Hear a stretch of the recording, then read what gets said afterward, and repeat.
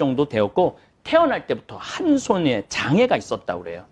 그저 아버지하고 농사짓고 평생을 살았는데 죽기 전에 신부님처럼 아프리카 같은 데에 좋은 일 한번 해보고 싶다고 말씀을 하셨습니다. 애들도 다 컸고 본인도 지금 넉넉한 생활은 아니지만 그래도 죽기 전에 우물이 없어 고통받는 아이들에게 우물 하나 파주고 싶다고.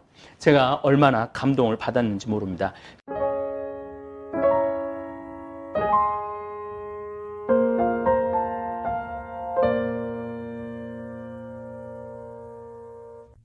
구약 성서를 보면 하느님께서는 항상 우리 사람을 먼저 부르셨지 인간이 먼저 하느님을 찾는, 특별히 예언자들은 하느님이 먼저 부르십니다. 아브라함, 모세, 에zekiel, 엘리야 모두 하느님께서 부르셨습니다. 우리도 마찬가지입니다. 하느님께서 우리를 부르셨지 우리가 먼저 부른 것은 아닙니다. 많은 분들 가운데 내가 천주교를 택해서 왔다고 그렇게 생각하시는 분들도 계신데 이미 하느님의 부르심 안에 내가 응답한 것이라고 생각하시면 됩니다. 그래서 오늘 예수님께서 말씀하십니다. 나를 보내신 아버지께서 이끌어주지 않으시면 아무도 나에게 올 수 없다. 하느님의 이끄심이 있으셨기 때문에 여러분들은 신앙생활을 하고 우리 유튜브 구독자님들 중에 신앙이 없는 분들도 관심 있게 제 강의를 또 강론을 듣는 분들도 있는데 제 생각에는 하느님의 섭리 안에 이미 들어오신 거라고 저는 믿습니다. 예수님은 나는 생명의 빵이다 라고 말씀하십니다. 이 빵은 추상적인 빵이 아니라 구체적인 살아있는 빵입니다. 미사 성제 때 누룩들지 않는 빵을 사제가 축성을 하고 거룩한 변화를 통해서 예수님은 우리에게 먹이로 오십니다. 우리와 함께 머무르시고자 하는 방법이 무엇일까? 그건 결국은 당신이 빵, 살이 되셔서 우리와 함께 머무르시는 것이죠. 그래서 예수님께서는 너희 조상들은 광야에서 만나를 먹고도 죽었다. 그러나 이 빵은 하늘에서 내려오는 것으로 이 빵을 먹는 사람은 죽지 않는다. 나는 하늘에서 내려온 살아있는 빵이다. 누구든지 이 빵을 먹으면 영원히 살 것이다. 구원은 나의 공덕 때문에도 내 착한 행실 때문에도 구원을 받지만 근본적인 구원은 예수님을 믿음으로써 받는 것입니다. 이 믿음은 실천 없는 믿음은 죽은 믿음입니다. 우리는 흔히 믿기만 하면 구원받는다고 그러는데 예수님은 그렇게 말씀하지 않으셨어요. 실천 없는 믿음은 믿음이 아니라고 얘기를 하죠. 나더러 주님 한다고 다 하늘나라 가는 거 아니라는 말씀 우리가 새겨 들어야 합니다. 예수님을 강하게 믿을수록 사랑을 실천할 힘이 생기는 것입니다. 용기가 생기죠. 예수님은 내가 줄 빵은 세상에 생명을 주는 나의 살이다. 미사 성제 때 우리가 영하는 성체는 분명 예수님의 살아있는 살입니다. 저는 여기서 나눔을 묵상하고 싶습니다. 이 세상이 하느님 보시기 좋은 세상이 되기 위해서는 예수님의 모범을 따라 내 살, 지금 내 살 말하는 겁니다. 예수님 살 말고 내 살을 나눌 줄 아는 신앙이 있어야 합니다. 저는 성체의 기적을 믿습니다. 제가 신학교 2학년 때로 기억합니다. 그때는 오로지 밥 3끼가 전부였습니다. 한참 젊었을 때 밥 3끼만 먹고는 밤에 무척 배가 고팠습니다. 그래서 주일날 외출 때 식빵을 몰래 사다가 감춰놓고 혼자 먹곤 했습니다. 그런데 한 번은 주일날 빵을 사다 놓고 옷장 깊숙이 넣어놓고 배고플 때 먹어야지 생각을 했는데 신학교 생활이 워낙 시간표대로 돌아가는 규칙 생활이라 무척 바쁘게 돌아갑니다. 식빵 옷장에 있는 거를 깜빡 잊고 수요일날 생각이 나서 식빵을 찾으니 이미 곰팡이가 나서 못 먹게 되었습니다. 저는 그때 크게 깨달았습니다. 혼자 먹겠다고 꽁꽁 감춰놓고 욕심을 부리면 나도 못 먹고 너도 못 먹는다. 그때 저는 성체성사의 신비를 깨달았습니다. 예수님은 당신의 살과 피를 인류를 위해 아낌없이 내어놓으셨는데 나는 그 식빵이 뭐라고 그걸 혼자 먹겠다고 꽁꽁 감춰놓고 곰팡이로 썩을 때까지 모르고 지낸 제 자신이 참 한심했습니다. 그 후로 저는 신념이 하나 생겼습니다. 내가 예수님의 살을 그냥 공짜로 은총으로 먹으니 나는 내 살은 못 내어주더라도 내가 가진 것이 있으면 꽁꽁 감춰놓지 말고 나누고 살리라 결심을 했습니다. 그 후로 저는 빵을 사가지고 들어올 때는 그날 저녁에 친구 신학생들을 내 방에 불러서 나누어 먹었습니다. 그랬더니 다른 신학생들도 외출 후 만난 거 사가지고 들어오면 저를 불러 나누어 먹었습니다. 그러한 삶이 벌써 36년이 지났습니다. 제 주머니는 항상 넉넉하지는 않았지만 부족한 적도 없었습니다. 우리말이 아니죠. 우리 아주머니도 아니죠. 60쯤 된 우리 여인들, 가끔 제가 이런 강의할 때 아끼다 똥 된다라는 말을 항상 하시죠. 지금 신천지 사이비 교주가 나이가 90이 되었는데 비자금이 2천억이나 되고 200명이나 되는 세무감사원들이 투입된다고 합니다. 정말 아끼다 똥 되어가는 신천지 재산입니다. 넉넉지 못한 사람들이 14만 4천 명이 들어보겠다고 헌금한 돈인데 제대로 써보지도 못하고 필요한 곳에 나누지도 못하고 나이 90이 돼서 조사를 받고 범죄인으로 낙인 찍힐 판입니다. 그냥 그달에 번 거 그달에 다 써야지 썩지 않습니다. 뭐 여러분들하고 우리 종교인들하고는 다르죠. 우리 신앙인들은 하느님께서 그냥 먹여주시는데 뭐 돈을 모을 필요가 뭐가 있어요. 성체를 영하는 천주교 교우들은 당신 살을 내어놓는 예수님의 사랑의 신비를 깨달아야 됩니다. 오늘은 논어 중용에 나오는 인생 팔미 가운데 네 번째 맛인 관계미에 대해 말씀드리겠습니다. 사람을 만날 때 우리는 행복해야 합니다. 사람을 만날 때 목적을 위해서 이용하려고 만나면 그 만남은 참으로 불행한 만남입니다. 그래서 저는 제 원칙이 또 하나 있습니다. 아무리 돈 많은 사람이 나를 찾아와도 내가 먼저 도와달라는 말은 하지 말자. 기본적으로 부담감으로 만나기 시작하면 그 끝이 힘들게 되어 있습니다. 또 섭섭하기도 하고 그래서 그냥 사람이 좋아서 만나야지 그 만남은 즐거운 만남입니다. 저를 찾아오는 분들 정말 뭐 지위도 높고 재산도 많은 분들 많이 찾아옵니다. 근데 저는 한 번도 뭐 하는데 도와달라고 직접적으로 말한 적은 단 한 번도 없습니다. 저는 잠비아, 필리핀, 인도, 베트남, 미얀마를 뭐 직접 간접적으로 도와주고 있습니다. 그런데 그런 도와줄 때가 참 많죠. 이분이 어딜 좀 도와줬으면 좋겠다. 이렇게 하면 뭐 도와주시겠죠. 하지만 제가 자꾸 그런 부탁을 하면은 그분은 나를 볼 때 내가 거지 같은 느낌, 제 자신이 저 사람이 또 나한테 뭘 좀 동냥하려고 그러는구나. 그러다 보면 만남이 불편해지게 돼 있죠. 그래서 저는 한 번도 뭘 좀 도와달라, 돈을 달라 이런 말을 해봤던 적이 없기 때문에 만남이 늘 유쾌하고 즐겁습니다. 그리고 만날 때마다 죽는 소리 하면 찾아오던 사람마저도 거리끼게 되어 있습니다.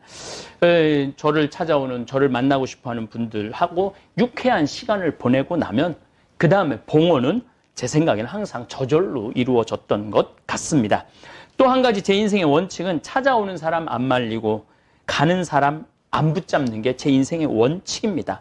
회자 정리입니다. 사람은 만남은 헤어지게 되어 있습니다. 저하고 친하다가도 멀어지는 경우가 있죠. 아주 친하게 지내다도 멀어지는 사람이 있어요. 그런데 제가 싫어서 떠나기보다는 살다 보니 큰 다른 환경에 처하는 경우도 생기고 직장도 바뀌고 뭐 옮겨가기도 하고 이사도 가고 그러다 보면 연락이 끊긴 경우도 많습니다. 인간 관계에 연연하다 보면 사람이 비굴해집니다. 혼자 있어도 고독하지 않고 소외감을 느끼지 않는 나이도 되었다고 생각합니다. 그래서 공자님 말씀처럼 누가 남을 알아주지 않아도 나를 찾지 않아도 유유자적할 줄 알아야 합니다. 공자님이 말씀하시죠. 군자는 나의 가치를 몰라준다 하더라도 다른 사람이 그거 섭섭해하지 말고 혼자 유유자적할 줄 알아야 한다고 말씀을 하시죠. 저도 이곳 평창에서 살다가 보면은 뭐 어떤 공동체하고 좀 떨어져 있는 그런 느낌도 받을 수 있지만은 거의 뭐 그런 생각 하지 않고 이곳에서의 삶 참 좋습니다. 너무너무 행복한 시간을 보내고 있습니다.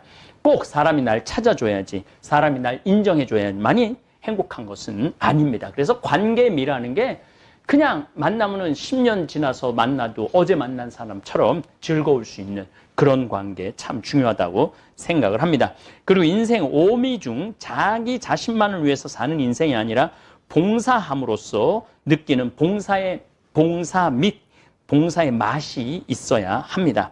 저는 어제 참 유쾌한 전화를 한 통 받았습니다. 물론 우리 직원들이 연결해 준 거죠. 인천공항 영종도 지역에 사시는 분인데 아프리카에 우물 하나 파고 싶다고 말씀을 하셨습니다. 그래서 제가 사연을 물어봤습니다. 특별한 사연이 있느냐? 그랬더니 전화 내내 이분 참 처음부터 끝까지 웃음이 떠나지 않았는데 자신은 나이가 60 정도 되었고 태어날 때부터 한 손에 장애가 있었다고 그래요.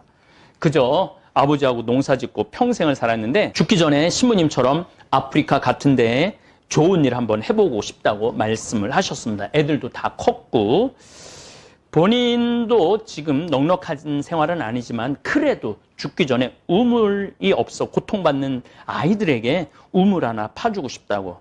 제가 얼마나 감동을 받았는지 모릅니다. 그 통화 내용이 너무 소중해갖고 전화를 들으면서 제가 노트를 했어요. 이분 사연을. 그래서 이 바오로 형제님이 보내주신 돈은 제가 정말 오지에 우물이 없는 데를 찾아서 파주려고 결심을 했습니다. 봉사하는 맛.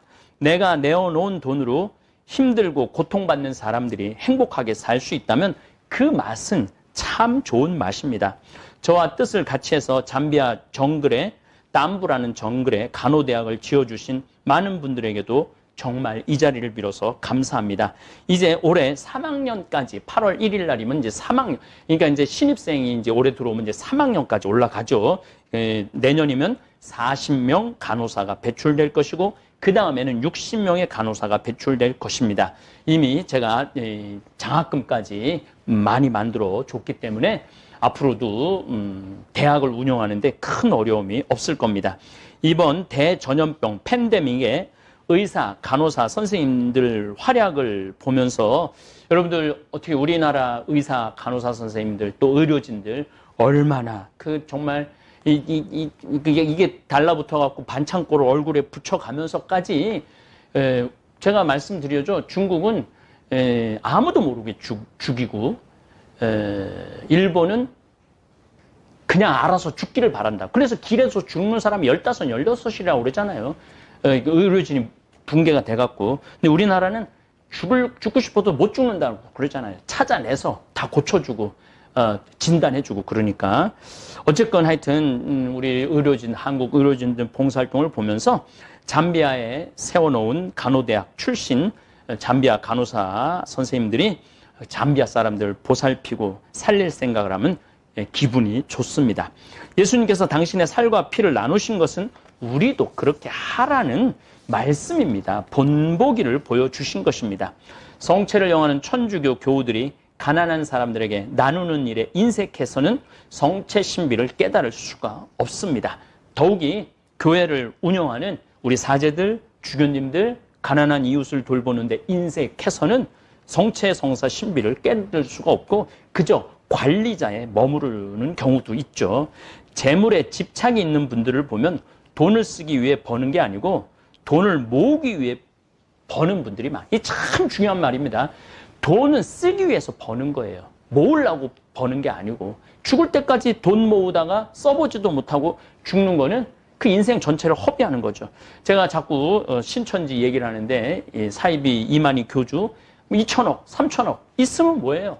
나이가 90이 다 됐고 뭐 이제 가까이 있는 사람마저도 다 떠나고 그런 삶은 빛나는 삶이 많이 빛나는 게 뭐 넘친다고 그러는데 제가 보기에는 이름하고는 정반대의 삶을 사는 것 같아요. 평생 돈 모으느라 여행도 한번 제대로 못 가고 돈 아까워서 맛있는 거 하나 못 사 먹고 돈 아까워서 어려운 이웃에게 도움의 손길 한번 못 주고 허망하게 죽는 사람들 저는 참 많이 봤습니다.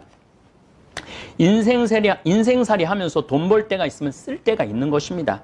유튜브 구독자님들, 내가 언제 돈을 쓸 때 인가를 잘 생각하시는 것도 인생 팔미를 느끼는데 도움이 될 것입니다.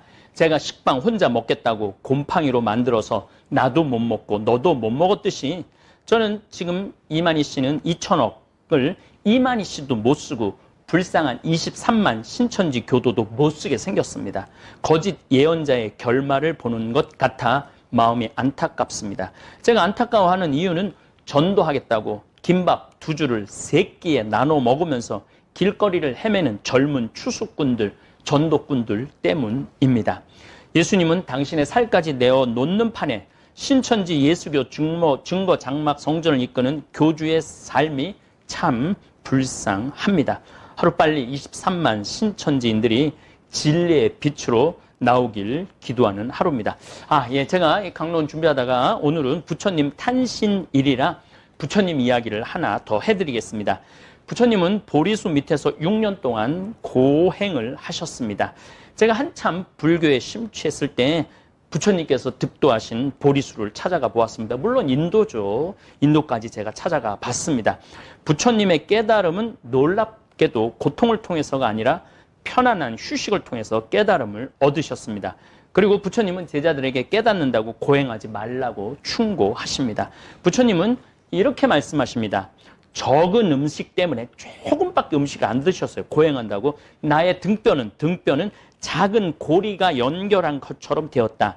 그래서 이 부처님 상 조각하려고 많이들 버리고 정말 완전히 지쳐버린 육체를 회복하기 위해서 우르벨라의 네란 자나 강으로 내려가서 맑은 물에 몸을 씻었다고 그래요. 그때 마침 강가에서 우유, 요건 좀 전승이 좀 달라요. 우유를 짜고 있던 우르벨라 촌장 딸 수자티에게서 한 그릇의 우유죽, 그러니까 따뜻한 우유죽을 얻어 마십니다.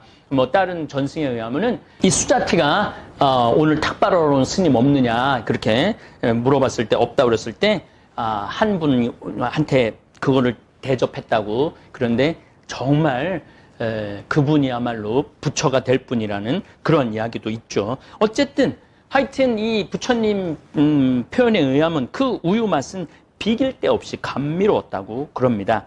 그것을 마시고 나니 그 몸에서 새로운 기운이 솟아나고 부처님은 옛날과 같이 젊고 아름다운 모습을 되찾죠.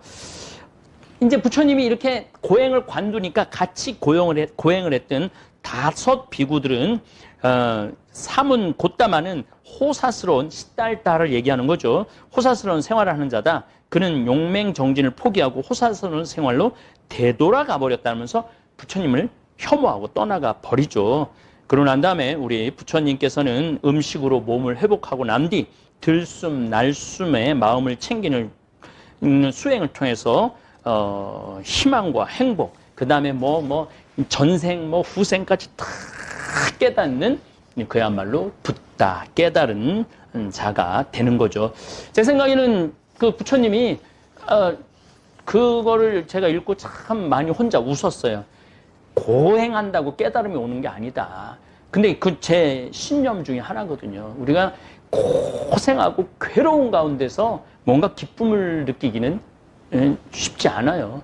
그래서 잠비아에 내가 우리 봉사활동 가는 분들 잘 먹여요.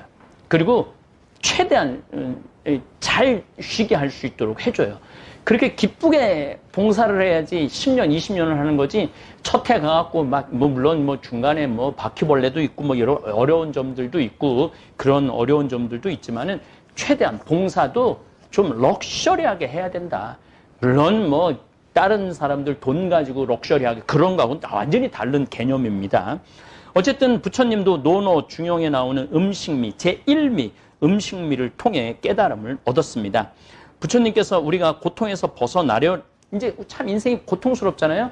근데 이제 부처님이 깨닫고 난 다음에 하신 말씀들이 참 좋은 말씀이에요. 좀 쉽게 풀어서 말씀을 드리면, 첫째, 우리가 괴로움을 받는 환경에 자신을 놓아두지 말라는 거예요. 저는 나는 자연인이다를 보면은 이 사람들이 도시에 살았을 때는 괴로웠잖아요, 환경이. 돈 벌으려고 했을 때 사기도 당하고, 돈 벌으려고 할 때 밤잠 안 자고, 병들고, 그런 걸 다 떠나고 버리고 난 다음에 산에서 기쁨을 찾죠. 그러니까 우리도 그 괴로움의 장소에 있지 말라는 거예요. 저는 이번에 선거를 이렇게 또 보면서 야, 뭐 1번, 2번, 3번에 들어오는 사람들이야 좀 가능성이 있다고 치지만은 4번부터 막 10번, 10명까지 나올 때 그분들 물론 뭐 기분 좋겠죠. 막 유세하고 막 주위에서 될 거라고 그러면은 그런데 그 따라오는 고통은 제가 보기에는 굉장히 커요. 그런 괴로움의 장소, 자꾸 권력욕에, 명예욕에 자꾸 취하다 보면은 괴로운 자리에 가게 돼 있죠. 두 번째, 부처님은 그러려니 하라는 것입니다. 이게 사고, 팔고예요. 중생은 늙기 마련이고 병들기 마련이고 죽기 마련이란 얘기예요. 사랑하는 사람과 헤어지기 마련이고 싫어하는 사람 만나기 마련이라고 이렇게 생각을 하면은 조금 고통에서 벗어날 수 있다고 그러죠. 그리고 부처님은 세 번째, 내 탓임을 알아야 된다고 그래요. 이건 소크라테스도 말했죠. 너 자신을 알라고. 예수님도 남의 눈에 있는 티끌 꺼낼 생각하지 말고 네 눈에 있는 들보 꺼내라고 말씀하시죠.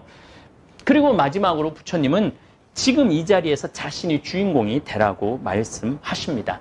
이제 조금 있으면 어버이날이 다가올 텐데 많은 분들은 자식들이 나한테 맛있는 거 사주겠지 하고 기다리지 마세요. 기다리지 말고 여러분들 돈 가지고 맛있는 거 사서 드세요. 이번에 이제 아마 결정되는 것 같아요. 재난 기금 바로 전 국민한테 준다고 결정이 나는 것 같은데 그거 받아서 다른 거 하지 말고 그냥 비싼 거 말고 맛있는 거 사서 드세요. 그렇게 하루하루 이렇게 즐겁게 살다 보면 인생이 즐거운 건데 그냥 하루 나중에 한다고. 내 인생의 주인공은 나예요. 제가 항상 그런 생각이 들어요. 내 행복을 자식한테 넘기지 마세요. 내 행복을 남편한테 떠넘기지 마세요. 이게 무슨 얘기냐면 자식이 잘해줘야만 행복해. 남편이 잘해줘야만 행복해. 아니 왜 내 행복을 남이 잘해줘야지 내가 행복해. 남이 잘해줄 때 행복한 인생은 불쌍한 인생이에요. 그냥 내가 행복하면 된 거예요. 제가 요즘 나는 자연이다라는 프로그램을 여러분들하고 우리 생태마을 살아가면서 소소하게 일어나는 즐거움을 여러분들하고 나누고 있습니다. 참 재밌어요.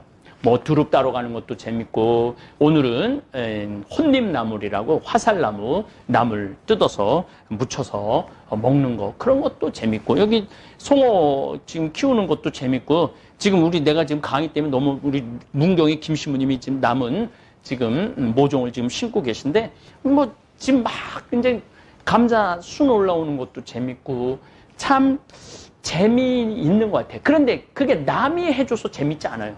내가 해야 돼, 내가. 나한테 맛있는 거 사주는 것도 누가 해야 되냐면 내가 나한테 사주면 돼요. 자식도 남이에요. 남편도 남이고. 그럼 언제 해주기를 기다려요? 그들도 잘해주기를 기다리는 그런 수도 있어요. 엄마가 나한테 잘해줬으면 좋겠다. 아내가 나한테 잘해줬으면 좋겠다. 그런 가정 안에는 기쁨이 있을 수가 없죠. 어쨌든 하여튼 오늘 부처님 탄신일입니다. 제가 부처님 얘기도 많이 하고 공자님 얘기도 많이 하는데 저 천주교 신부 만나 물론 저야말로 나의 주님은 예수님이죠. 하지만은 굳이 그 좋은 가르침이 있는데 배타적일 필요는 없어요. 우리 불교 안에도 큰 가르침이 정말 많죠.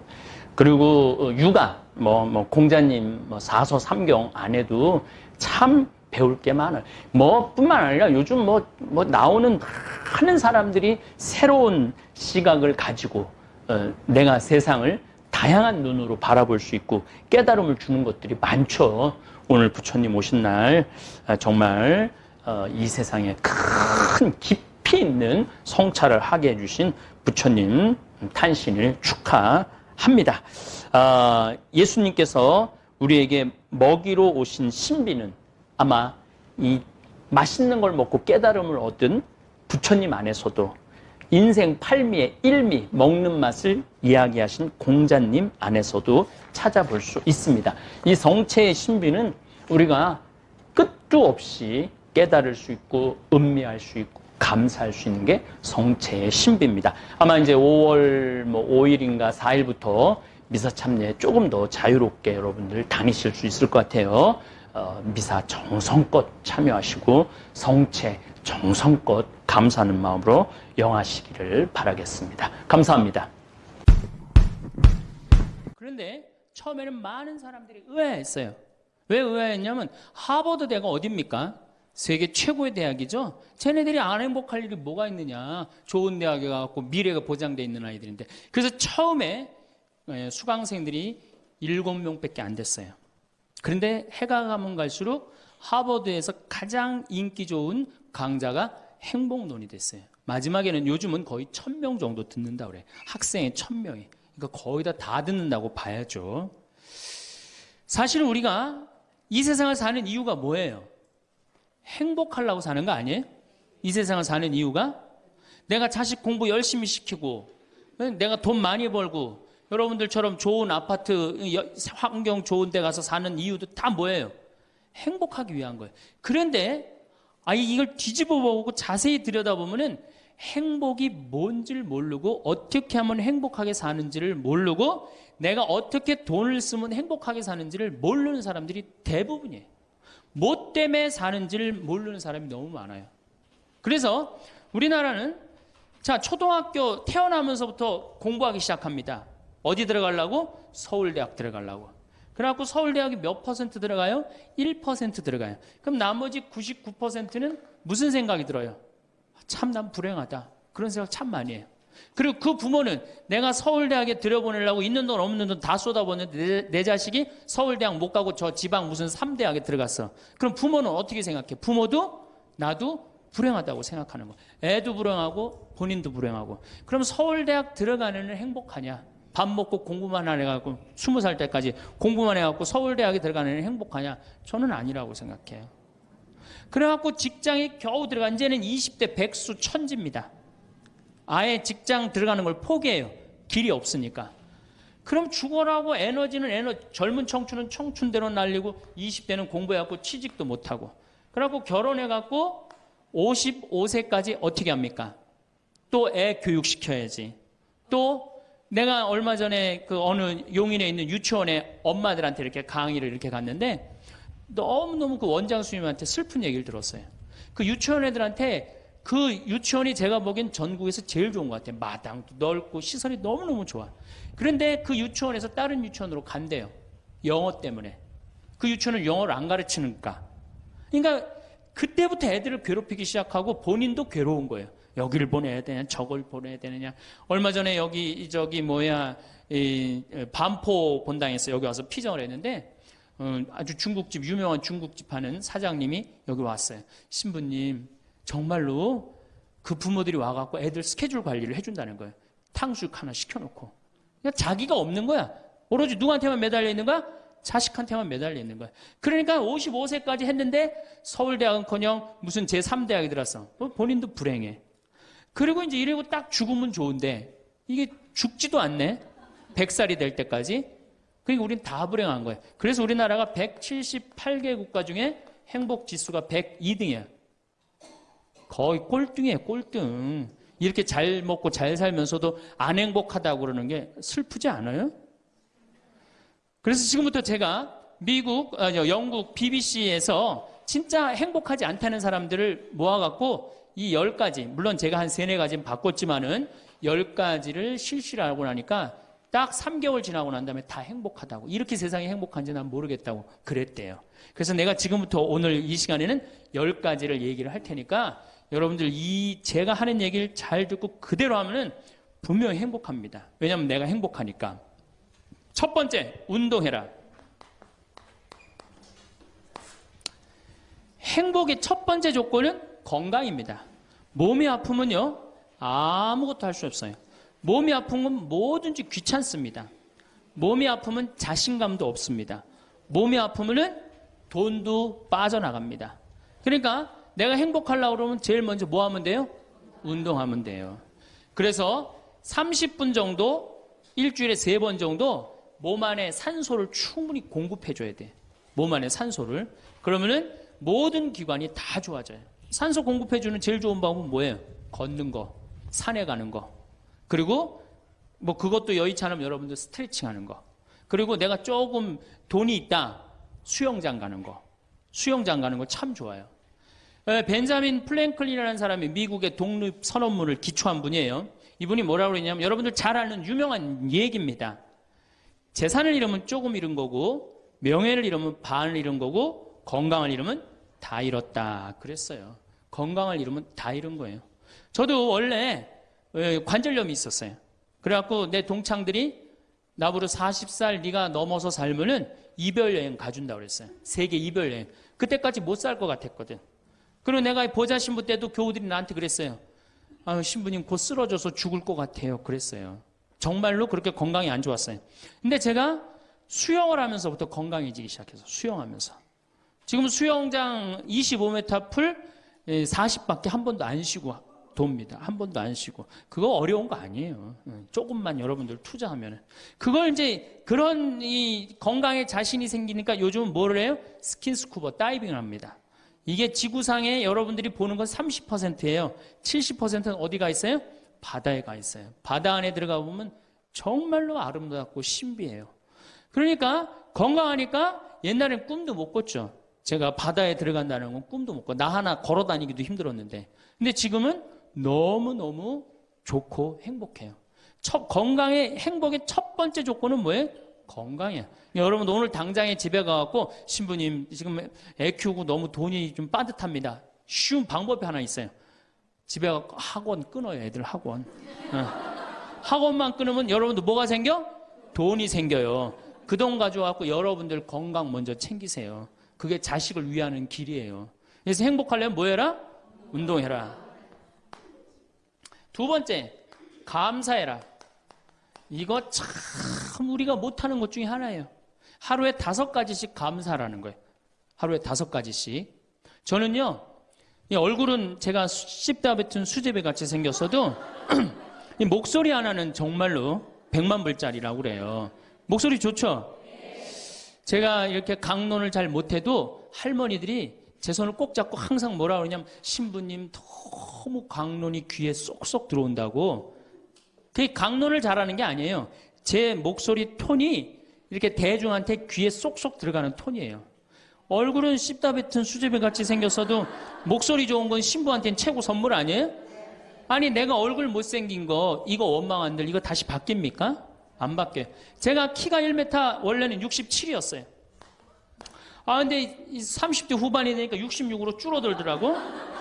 아 요즘 재보니까 65로 떨어지고 있어요. 자꾸 이게 쭈그러들어 키가. 그래 내가 키가 1m 70이 안 넘는다고 원망한들 다시 늘어납니까? 여러분들 중에 내가 가지지 못한 거 아무리 안타까워해도 절대 가질 수 없어요. 내가 머리가 깡통이야. 근데 아무리 두들겨 팬다고 걔가 똑똑한 놈 됩니까? 한 번 깡통은 영원한 깡통 되는 거예요. 그런데 애는 깡통인 현실은 무시하고 내 희망이 서울대학이라고 애를 괴롭히면 여러분들 행복할 것 같아요? 행복하지 않아요. 내가 가지고 있는 것을 감사하는 거. 이거 굉장히 중요합니다. 제가 군대 가기 전에 우리나라를 한 바퀴 여행을 해야 되겠다. 그리고 청량리에서 기차를 타고 강릉 앞바다에 딱 도착을 했는데 새벽에 태양이 뜨는데요. 구름 한 점 없는 바다에서 태양이 뜨는데요. 불덩어리가 떠오르는 거예요.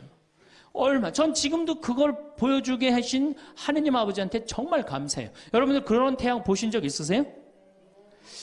3대가 공을 쌓아야지 봅니다. 바닷가에 사는 사람들도 잘 못 봐요. 왜냐하면은 뛸 때 항상 구름이 이렇게 깔려 있지 그냥 맨 바다가 있기는 그것이 절대 그 쉬운 게 아니에요. 근데 내 그때 그 막 군대 가기 바로 직전에 하느님께서 그 태양을 보여주실 때 제 마음이 어떻겠어요? 이거는 얼마나 감사해요. 그러니까 매일매일 감사해야 돼요. 저는 맨날 수원에 있는 어머니 아버지한테 감사하잖아요. 이렇게 인사. 네. 이렇게 목소리 좋게 놔주셔서 감사하다고. 또 작년에 제가 아프리카를 갔었어요. 아프리카를 갔는데 세렝게티 초원을 갔어요. 세렝게티 초원이 얼마나 넓으냐면 서울서부터 대전까지 한 평야예요. 딱 한눈에 펼쳐져요. 믿어지지가 않죠. 가서 보세요. 신부님 무슨 돈으로? 학원만 안 보내면 다 생깁니다. 학원만 안 보내면 다 생겨요. 그런데 서울서부터 대전까지 딱 펼쳐졌는데 마침 누때 이동 시기에 우리가 같이 이렇게 다니는 거하고 맞물렸어요. 200만 마리가 이동을 하는데 여러분들 200만 마리 상상이 가요? 그 푸른 초원에 누때 200만 마리가 이동을 하는데 내가 이 하느님이 창조의 세상에 내가 들어와 있구나. 그걸 느끼는 거예요. 감사하는 거예요. 그리고 우리 인생 돌아보면요. 억울한 거, 분한 것만 생각하면 여러분들 도움 돼요? 우리가 습관을 잘못 길렀어요. 우리 할머니들 나하고 대화 꼭 해보면은 내가 지난번 강의 때도 말씀드렸지만 뭐 신부님 내 말 좀 들어보세요. 그럼 꼭 대동아 전쟁부터 참 억울하고 분한 것만 다 나열한단 말이야. 그럼 그 인생 행복하겠어요? 인생 돌아봐서 즐거웠던 거, 행복했던 거. 여러분들 아이가 첫 걸음 뛰었을 때 행복했어요? 안 행복했어요? 그때 막 흥분됐죠? 그렇게 행복했던 순간은 다 까먹고 억울하고 분한 것만 그대로 차곡차곡 쌓아놓으면 그 사람이 행복할 것 같아요? 내 아이가 처음으로 엄마라고 그랬을 때 행복했어요? 안 행복했어요? 그럼 그것만 생각하라는 거예요. 지난 과거를 돌아볼 때 즐거웠던 거, 행복했던 추억만 마음에 자꾸 쌓일 때 내 마음이 이뻐지는 거. 우리 성가에도 내 마음은 주님께서 가꾸시는 작은 정원이라는 노래도 있잖아요. 근데 그놈의 정원이 그냥 가시밭, 뭐 그냥 미움, 분노, 증오만 꽉 차 있다면 그 밭이 행복한 정원이 되겠어요? 정원이 안 됩니다. 여러분들 아파트 입주했을 때 동백지구에 행복했어요? 안 행복했어요? 행복했죠. 그 앞뒤로 산이 다 있고 얼마나 좋아요. 그렇죠? 그런 것만 하란 말이에요. 자식이 깡통인 거 막 거기에만 매달려 있고 그러지 말고. 그래서 5가지 감사를 드리라는 거예요. 우리는 감사드릴 이유가 얼마나 많아요. 여러분들 나무는 한번 저 자리에 딱 심어지면은 100년이고 1000년이고 움직일 수 있어요, 없어요? 근데 우리는 움직여갖고 지금 경기도 이 강원도까지 와갖고 여러분들 맑은 공기, 이 꽃 가득한데 여러분들 산책하는 거 보니까 꽃 속에서 꽃이 산책하는 것 같아요. 너무 보기 좋더라고. 얼마나 좋아요. 물고기는 물 속에서만 살 수 있어요. 그렇죠? 근데 우리는 하늘도 날고 땅도 걷고 바다도 들어가고 인간으로 태어난 게 얼마나 풍요로워요. 인간은 굉장히 풍요로운 존재예요. 생명력에 있어서. 그 풍요로움을 내가 마음껏 누리고 느끼고 살아가는 사람이 있는가 하면은 뒷방에 처박혀갖고 원망하고 분노하고 저주하는 사람, 그리고 살아가는 사람이 있어요. 여러분 어느 걸 선택하시겠어요? 먼저 거를 선택하시는 게 굉장히 중요해요. 그래서 항상 감사해라.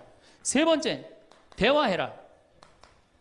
이게 100년 살 사람들의 숙제 중에 숙제입니다. 대화가.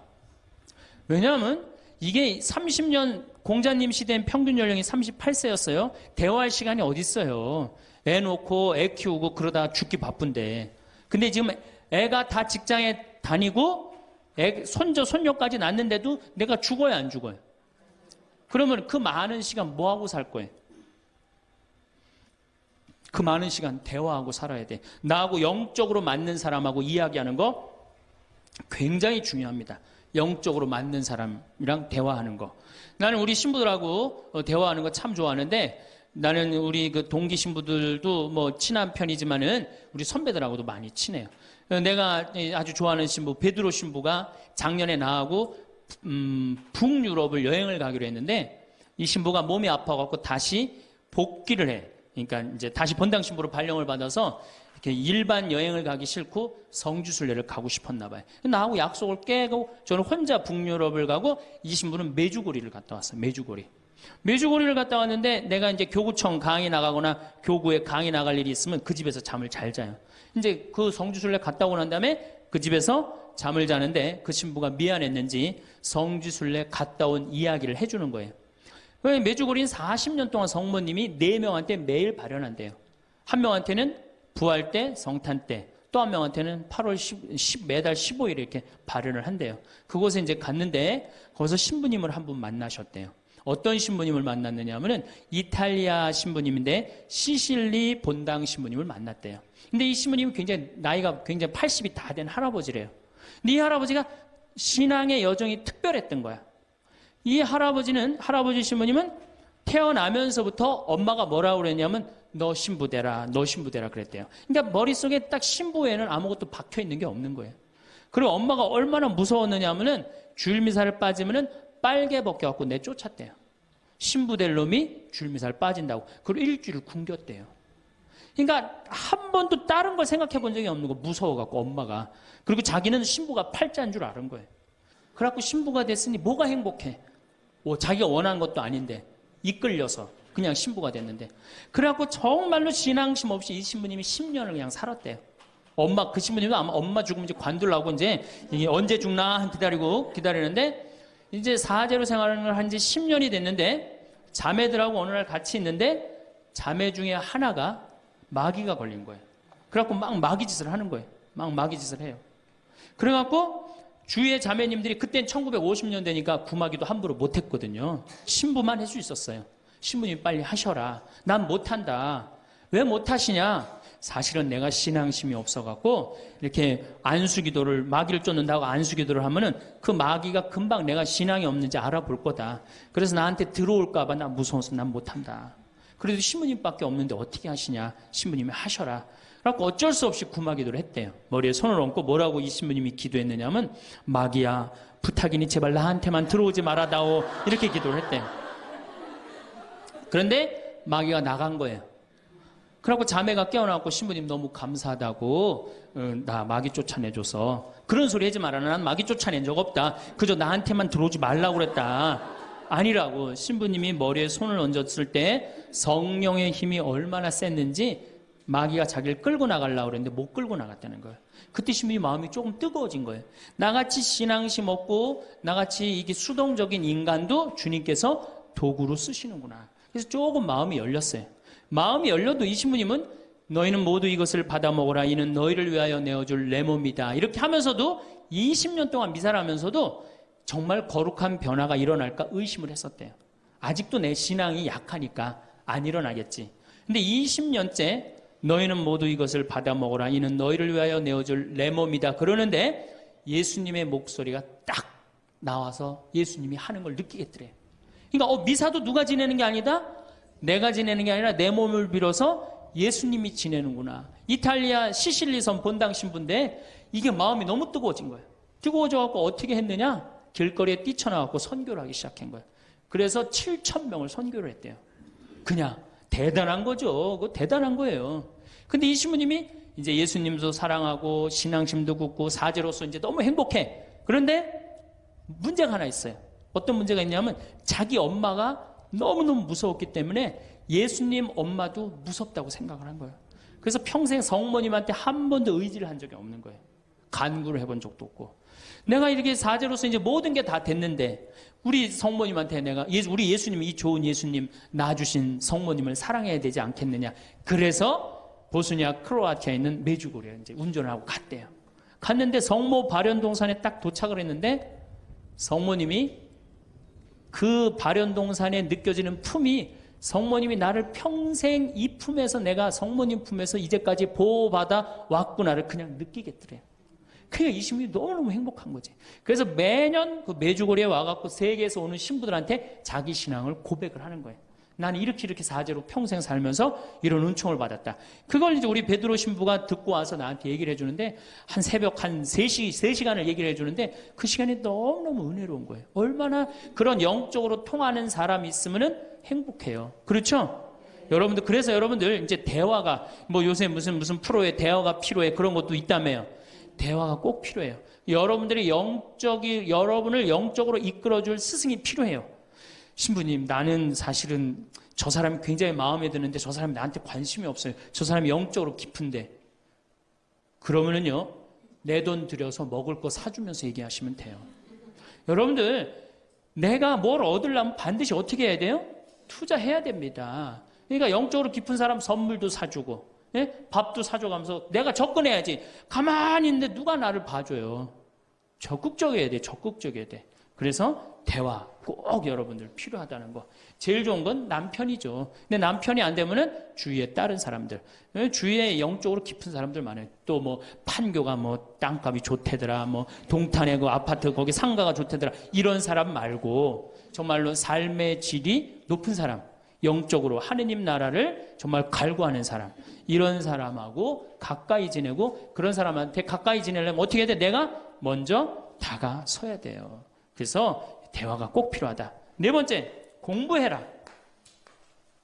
이거 정말로 중요한 것 중에 하나예요. 우리가 초등학교 6년, 중고등학교 6년, 대학교 4년 배워서 몇 살까지 울고 먹어요? 50까지. 실질적으로는 대학교 졸업하고 2년만 지나면 자기가 배운 게 다 끝난대요. 그런데도 우리는 공부 안 하고 어떻게 해? 그냥 사는 거예요. 50부터 100살까지 남은 인생 또 50년 남았는데 어떻게 해요? 그냥 사는 거예요. 아니, 용감해도 그렇게 용감할 수가 있어요? 공부를 안 하고? 저는 제가 신부가 돼서 환경에 너무너무 관심이 많았어요. 그런데 저는 인문학을 공부했잖아요. 종교 철학, 뭐 신학 이런 걸 배웠는데 환경을 딱 접근하니까 너무 어려워. 무슨 BOD가 어떻고, 뭐 COD가 어떻고, PPM이 어떻고, PPT가 어떻고, PPB가 너무너무 어렵더라고요. 그래서 내가 공부를 해야 되겠다. 그래서 아주대학교 산업공학과 환경공학과에 공부를 했어요. 대학원을. 2년을 공부하고 나니까 석사 학위가 나오더라고요. 석사 학위가 나오니까 환경부에서 연락이 왔어요. 신부님 지금 전국적으로 60명 환경 강사를 모집하는데 천주교에 보니까 공학 석사 학위 따신 분이 계시니까 좀 나와주라고. 그럼 해라고. 그래갖고 이제 한강 관리청인가 하여튼 어디에 제가 이름이 등록이 됐어요. 전국으로 다 뿌려졌어요. 그런데 천주교 교우들이 교육을 담당하면 다 날 부르는 거. 환경 교육을 담당하면. 전라도 고구미라면서 저를 불러요. 일반 주부대학에서. 고구미 어디냐? 그랬더니 일단 비행기를 타라고 그러더라고. 광주행 비행기를. 광주행 비행기를 탔어요. 여러분 고구미 어딘지 아세요? 여러분들도 모르죠? 광주행 비행기를 탔어요. 비행기를 탔더니 이제 자가용이 날 데리러 나왔어요. 자가용을 타고 나주를 지나고 영암을 지나고 무슨 완도 있는 데까지 갔어요. 이제 다 왔나 보랬더니 전화를 끌어더니 배 띄우라고 막 전화를 하더라고요. 배를 띄워갖고 배를 타고 섬으로 건너갖고 거기서 또 차를 타고 30분 정도 들어가니까 전라도 고금도라는 데예요. 우리나라 맨 끝머리. 얼마나 좋아. 전국에 다니면서 강의해서 좋아. 그분들 천주교 신부 한 번도 본 적이 없잖아요. 신부가 와서 환경 강의하니까 선교해서 좋아. 강서료 받아서 좋아. 또 거기 멸치가 주산지라고 멸치 선물 받아서 좋아.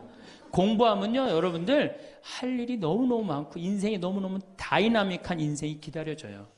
호스피스를 배워도 되고 무슨 공예를 배워도 되고 자수를 배워도 되고 수지침을 배워도 되고 도자기를 배워도 되고 플룻을 배워도 되고 남은 인생이 50년이란 말이에요. 50년. 여러분도 50년이 짧아요?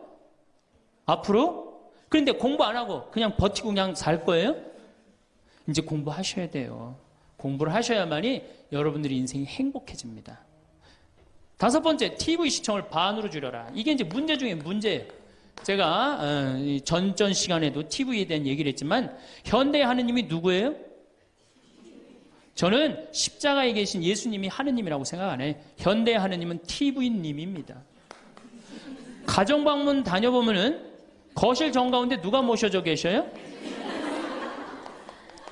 텔레비전님이 모셔져 계셔요. 텔레비전님이 모셔 계신데 소파는 누굴 향해서 배열되어 있어요? 텔레비전님을 향해서 배열. 말씀하십시오. 당신 종이 듣고 있나이다.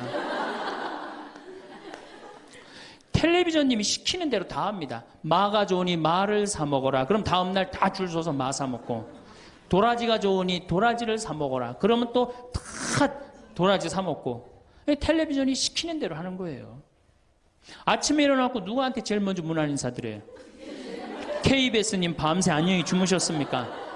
사실 평화방송에 인사하는 경우들은 좀 나아요. 그래도 아침에 아침 미사도 하고 그 새벽에 성모님 강의도 나오고 묵주기도도 나오고 그러잖아. 근데 꼭 KBS님 밤새 주무셨습니까?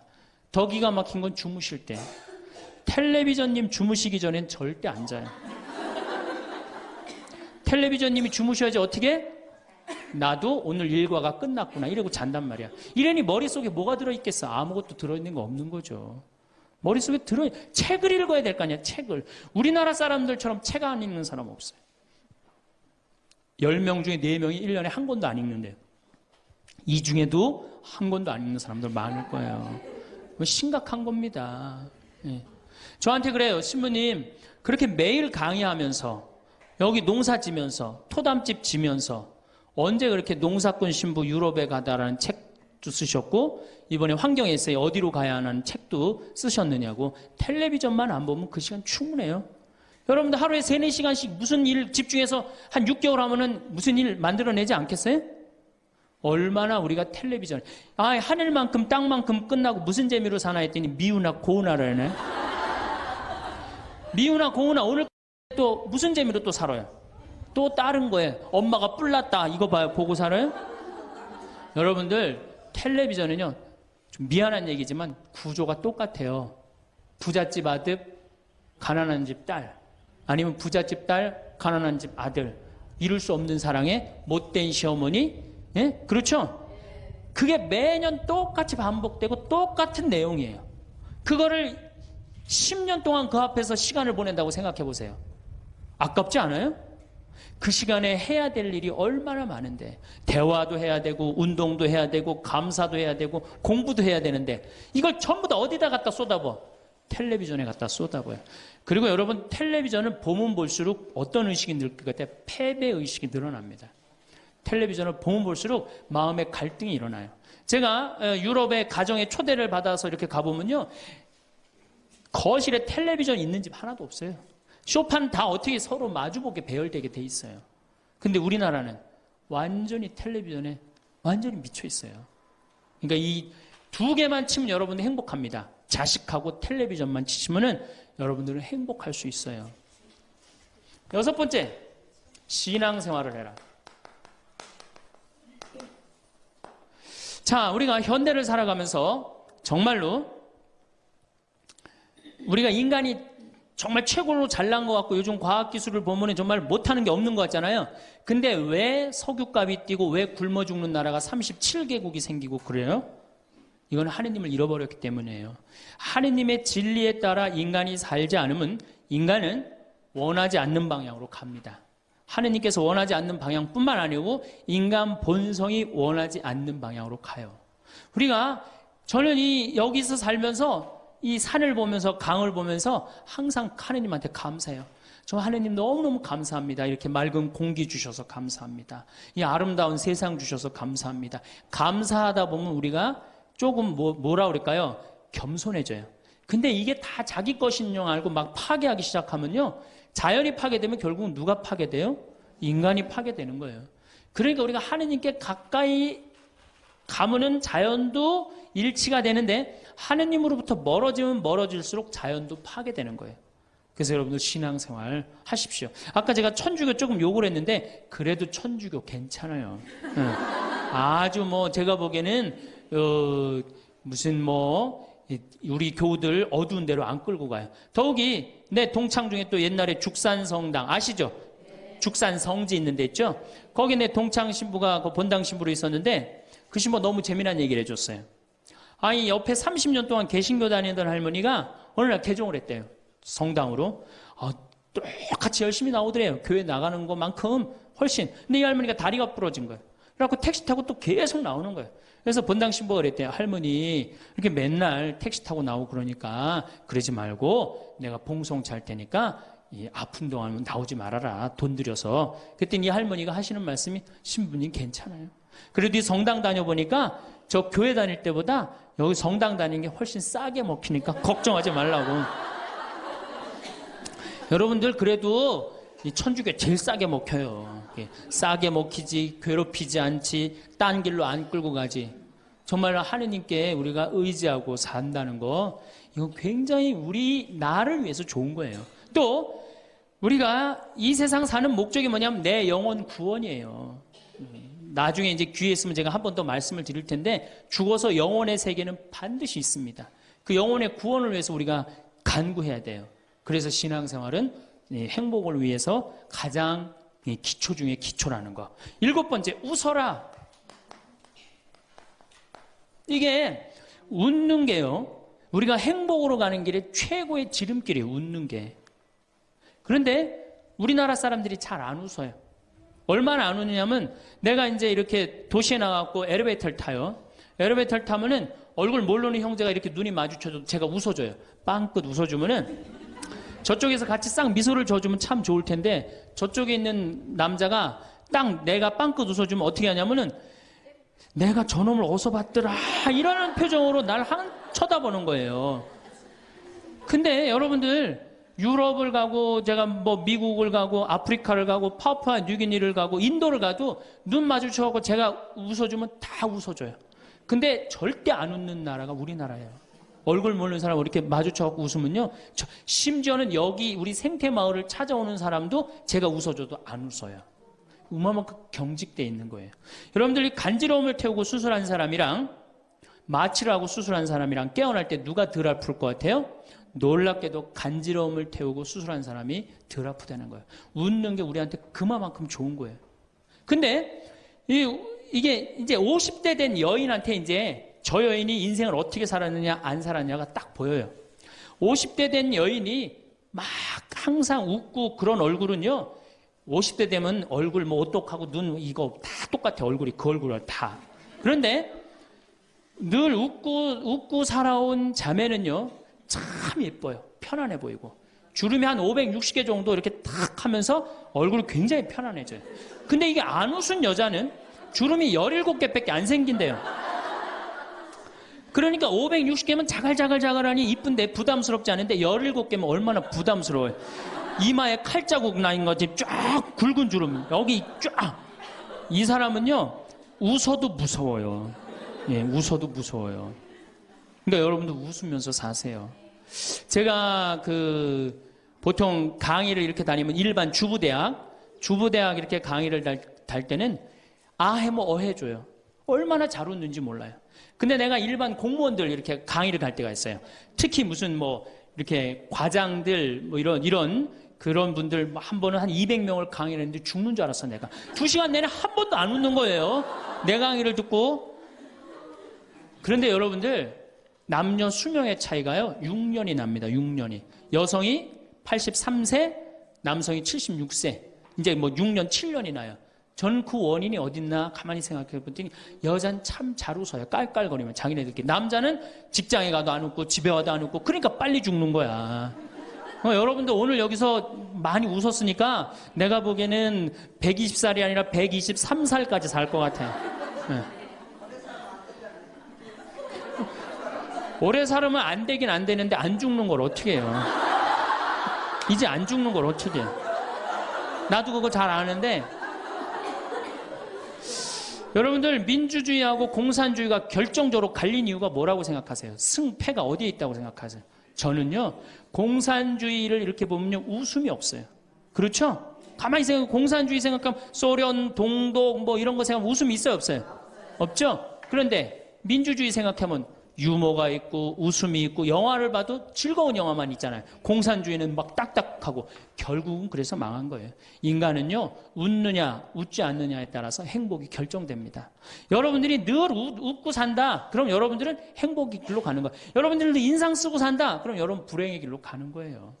그러니까 웃어야 돼. 또 웃는 사람한테 매력을 느낀다는 거예요. 웃는 사람한테. 잘 웃는 사람한테. 매력이 느끼면 인간관계도 좋아지는 거 아니에요? 아, 내가 재미난 얘기를 했는데 인상 빡 끝날 때까지 남들 다 웃는데 한 사람은 끝까지 안 웃어. 그러면 여러분들 끝까지 안 웃는 사람한테 여러분들 무슨 생각할 것 같아? 저 사람이 다음에 있으면 다시 재밌는 얘기 저 사람 앞에서 안 한다.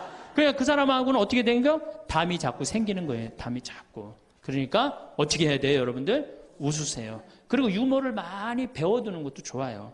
오늘 저한테 강의 들은 거 이거 잘 외웠다가 가서 얘기해주고 또 제 테이프에 나오는 거 잘 들었다가 얘기해주면은 아유 어서 그렇게 재미난 얘기를 해서 또 얘기 좀 해줘봐. 그러면서 사람이 사는 거예요. 사람은요 수달 떨면서 살아야 돼. 수다. 제가 한번 본당 신부 때 여러분들처럼 이렇게 젊고 예쁜 본당에 내가 본당 신부를 했었어요. 막 자매들이 막 수다를 떠는 내가 지나가는데 막 당황해 하면서 어쩔 줄 몰라 하더라고요. 분명히 내 욕을 한 거야, 보니까. 네. 그래서 제가 뭐라고 그랬어요? 그 자매들한테? 괜찮아. 이게 성당 다니면서 본당 신부 욕하는 재미가 최고 재밌는 거야. 네. 아니 뭐 성당 다니면서 그런 욕도 하는 무슨 재미로 살아. 걱정하지 말고 해든 수다 계속 떨으라고. 우리 신부들은 주변님 욕하면서 사는 거예요. 그러니까 사람이 수달 떨면서 살아야지 행복하지 참고 산다고 다 좋은 건 아닙니다. 절대. 그러니까 참고 살지 마세요. 제발 이거 우리 성당에 뭐 원수를 사랑해라, 왼뺨을 대면 다른 뺨을 돌려대라, 이거 아주 미치는 교리 중에 하나예요. 여러분들 다 사랑할 수 있어요? 여러분들 주위에 있는 사람 다 사랑할 수 있어요? 다 사랑하는 사람 딱 두 종류예요. 미치든가 예수님처럼 빨리 죽든가. 둘 중에 하나예요. 우리는 다 사랑할 수 없어요. 그러니까 다 사랑하려고 그러다가 미치지 말고 내가 좋은 사람, 내 마음에 드는 사람에 더 많은 시간을 뺏기고, 아니 뾰족한 놈이 있단 말이야. 별난 놈이 있고. 네? 그렇죠? 근데 내가 이 사람한테 가면 자꾸 찔려. 그런데 성당에 갔는데 서로 사랑하시오 그래갖고 다음에 또 갔는데 여기 또 찔려. 그래갖고 또 너무 미운데 성당에 가니까 또 내 탓이오 3번 하고 난 다음에 사랑해 제가 가서 또 찔려. 갈 때마다 찔려. 그래갖고 내 마음이 상처투성이야. 근데 아들이 학교 갔다, 엄마 나 학교 다녀왔어. 그래 집에 엄마 왜 그래? 말 시키지 마, 나 승질나. 여러분들 차라리 그렇게 찔리는 게 나아요. 그 사람을 안 보고 기쁜 마음으로 있다가 아들을 기쁘게 맞이하는 게 나아요. 이 사람 안 만나도 여러분들 인생 안 망가져요. 이 사람 안 만나도 억지로 가서 그 찔리지 마시고, 안 만나면 시간이 지나면 이 사람 이뻐져요. 근데 막 가서 막 들이대고 막 이게 삐죽한 놈한테 가갖고 계속 나는 구역장이니까 끝까지 사랑해야지 그러고 가다가 미치든지 죽든지 둘 중에 하나를 합니다.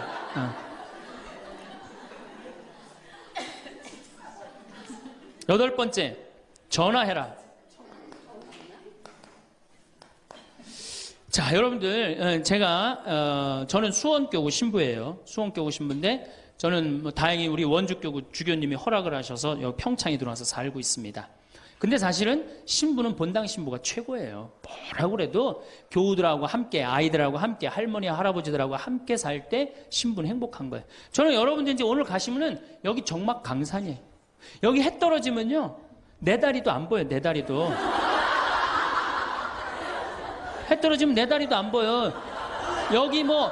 여기 아까 잠깐 앉아서 신부님 너무 경치가 좋다고 그러는데 딱 하루 좋은 거예요. 하루 좋은 거지. 이걸 일주일, 2주일 여기 해 떨어져 갖고 뭐 산책 나가면 내 다리도 안 보이는데 어딜 산책을 나가요. 굉장히 외롭습니다. 여기 앞에도 전원 5세대가 돌았는데 3세대가 우울증으로 나갔어요.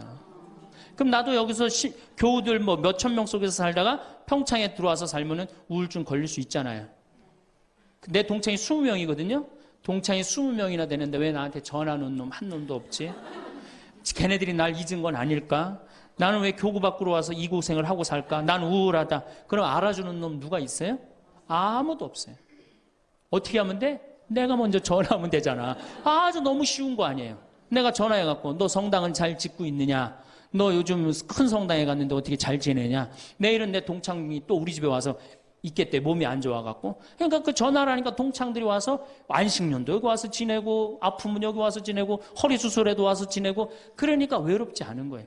사랑도 먼저 하는 게 중요한 거지, 나한테 누가 해주지 않을까? 죽을 때까지 안 찾아옵니다. 남녀의 사랑 문제가 아니라 인간이 살아가면서 그런 거예요. 그러니까 내가 먼저 전화하라는 거예요. 굉장히 중요한 거예요. 내 동창 중에 지금 보구마국장, 우리 수원교구 보구마국장 내 동창인데, 얘가 로마로 유학을 갔어요. 있기 전에도 뭐 친하게 지냈지만 유학을 갔는데 이놈이 한 달에 3번 어김없이 전화하는 거예요. 생태마을 농사는 잘 되냐? 잘 돼. 그럼 또 다음에 전화해갖고 생태마을에 피정은 많이 들어오냐? 많이 들어와. 또 다음에 전화하고 너 몸은 안 아프냐? 안 아파. 다음 달에 또 전화해요. 생태마을 피정은 많이 들어오냐? 생태마을에 농사는 잘 되냐? 6년 동안 변함없이 전화하는 거예요. 내가 전화 한 번 우리 성당 여기 사무실로 전화해갖고 우리 사무장한테 우리 저기 황 신부님 뭐하고 지내느냐고, 그 정도로. 그러니 싫어할래야 싫어할 수가 있어요? 얼마나 나를 그렇게 전화해주는 고마워. 그 흠이 있다면 꼭 수신자 부담으로 하는 것 빼고는 너무너무 좋아요. 여러분들도 전화번호를 적어놓고 그렇게 하십시오. 9번째, 시간이 없으니까. 자, 자기 자신을 사랑해라. 자기 자신을 사랑하지 않는 사람은 어느 누구도 사랑할 수 없어요. 자기 자신을 사랑하지 않는 사람은. 근데 이게 50대 된 아줌마들을 보면 다 쌈순이야, 쌈순이. 자식 보면 자식 보고 싸워요. 내가 너한테 해준 게 얼만데? 서울대학도 못 가고 저 지방대학 가고 자취비 무슨 뭐 등록비 이런 거 내 속을 새기냐 그러고 아들 보면 싸워요. 누워갖고 그냥 빈둥빈둥 거리면 이 왼수 같은 놈아 나가 돼지라 그러고 남편 보면은 남편 보고 싸워요.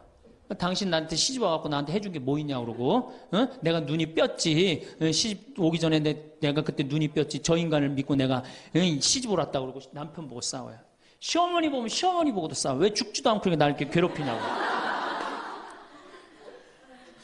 왜 쌈순이가 될까요? 우리나라 40, 50대 주부들이 자기가 행복하지 않기 때문이에요. 다 해주면은 이게 자기 도리라고 큰 착각을 합니다. 그런데 시간이 가면 갈수록 상실감을 느껴요. 이젠 본인이 행복하려고 노력하세요. 여기 암 걸린 분들, 마지막에 이제 더 이상 살 수 없는 분들이 나한테 와갖고 면담을 해요.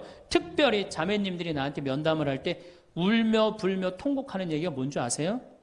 왜 다른 사람들한테는 그렇게 최선을 다했는데 왜 나한테 한 번도 맛있는 거 안 먹이고 나한테 좋은 거 한 번도 구경 안 시켜주고 왜 한 번도 나한테 못 해줬느냐고. 그런데 이제 죽으니 너무너무 나 자신이 불쌍하고 나 자신이 너무너무 억울하다는 거예요.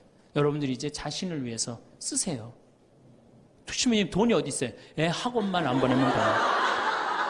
또 대학 다니는 자식 있으면 어떻게 당장 오늘 집에 가고 휴학시켜요. 니네가 벌으라고.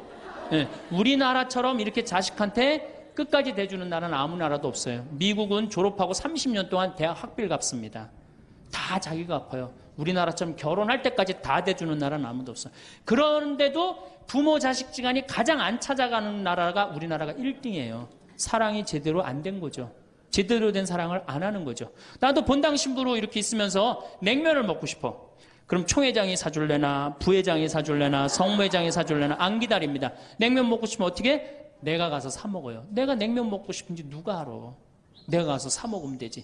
그러니까 아무도 못 얻어먹어서. 그럼 이제 가을 지나고 나는데 가을 때, 강론 때 내가 교우들이 여기 3,500명이라며 교우가 3,500명 냉면 하나도 못 얻어먹었다. 그럼 교우들이 무슨 생각할 것 같아?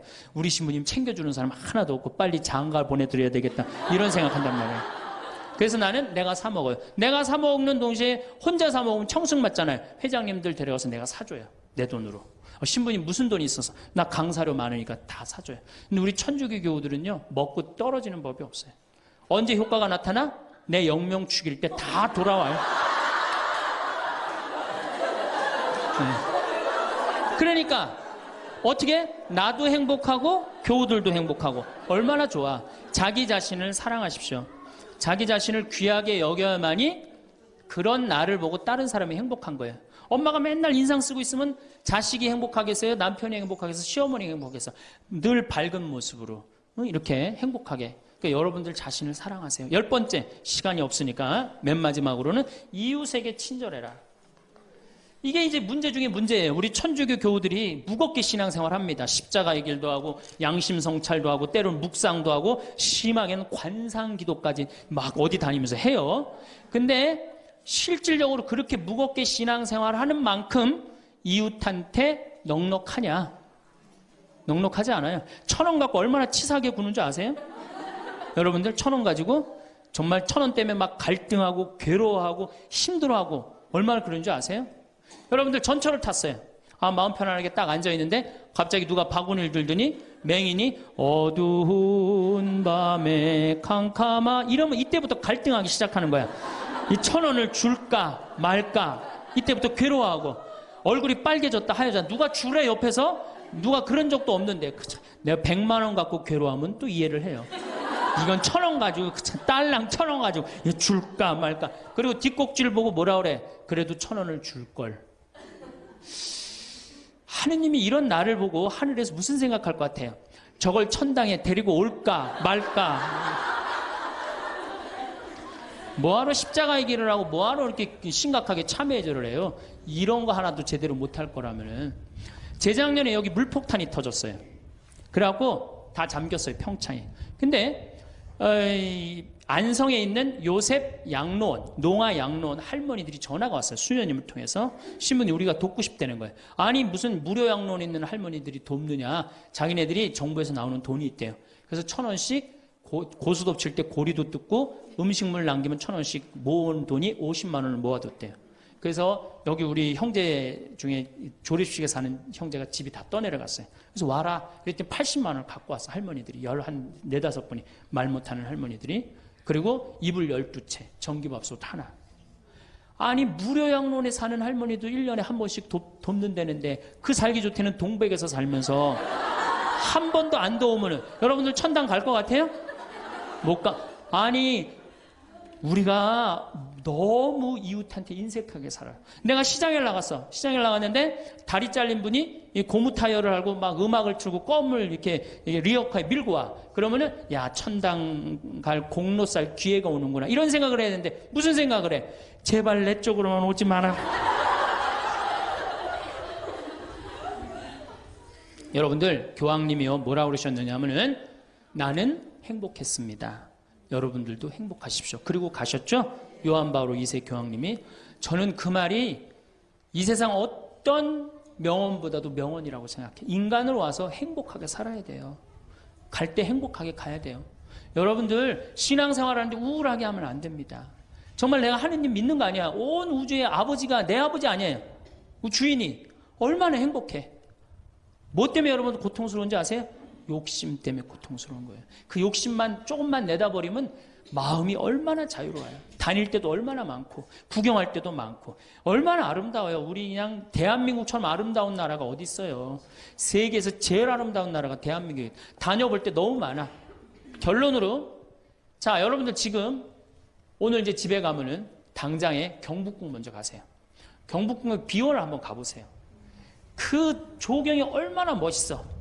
뭐 남편 손을 잡든 자식 손을 잡든 친구 손을 잡든 가갖고 도시락 해갖고 거기서 딱 까먹으면 바로 왕비만 바로 되는 거 아니에요? 옛날엔 거기 누가 들어갔어요? 지금은 들어갈 수 있어요 없어요?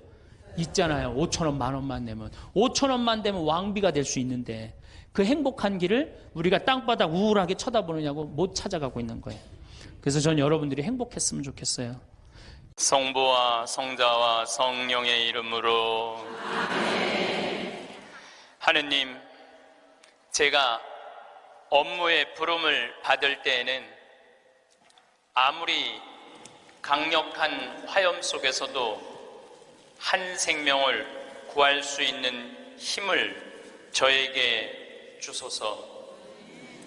너무 늦기 전에 어린아이를 감싸 안을 수 있게 하시고 공포에 떨고 있는 노인을 구하게 하소서. 저에게는 언제나 안전을 기할 수 있게 하시어 아무리 강렬한 화염 속에서도 한 생명을 구할 수 있는 힘을 저에게 주소서. 신이시여, 내 차례가 되었을 때를 준비하게 하시고 불평하지 않고 강하게 하소서. 내가 들어가서 어린아이를 구하게 하소서. 나를 일찍 거두어 가시더라도 헛되지 않게, 그리고 그가 내민 손을 잡게 하소서. 영광이 성부와 성자와 성령께, 성부와 성자와 성령의 이름으로. 참 예수님,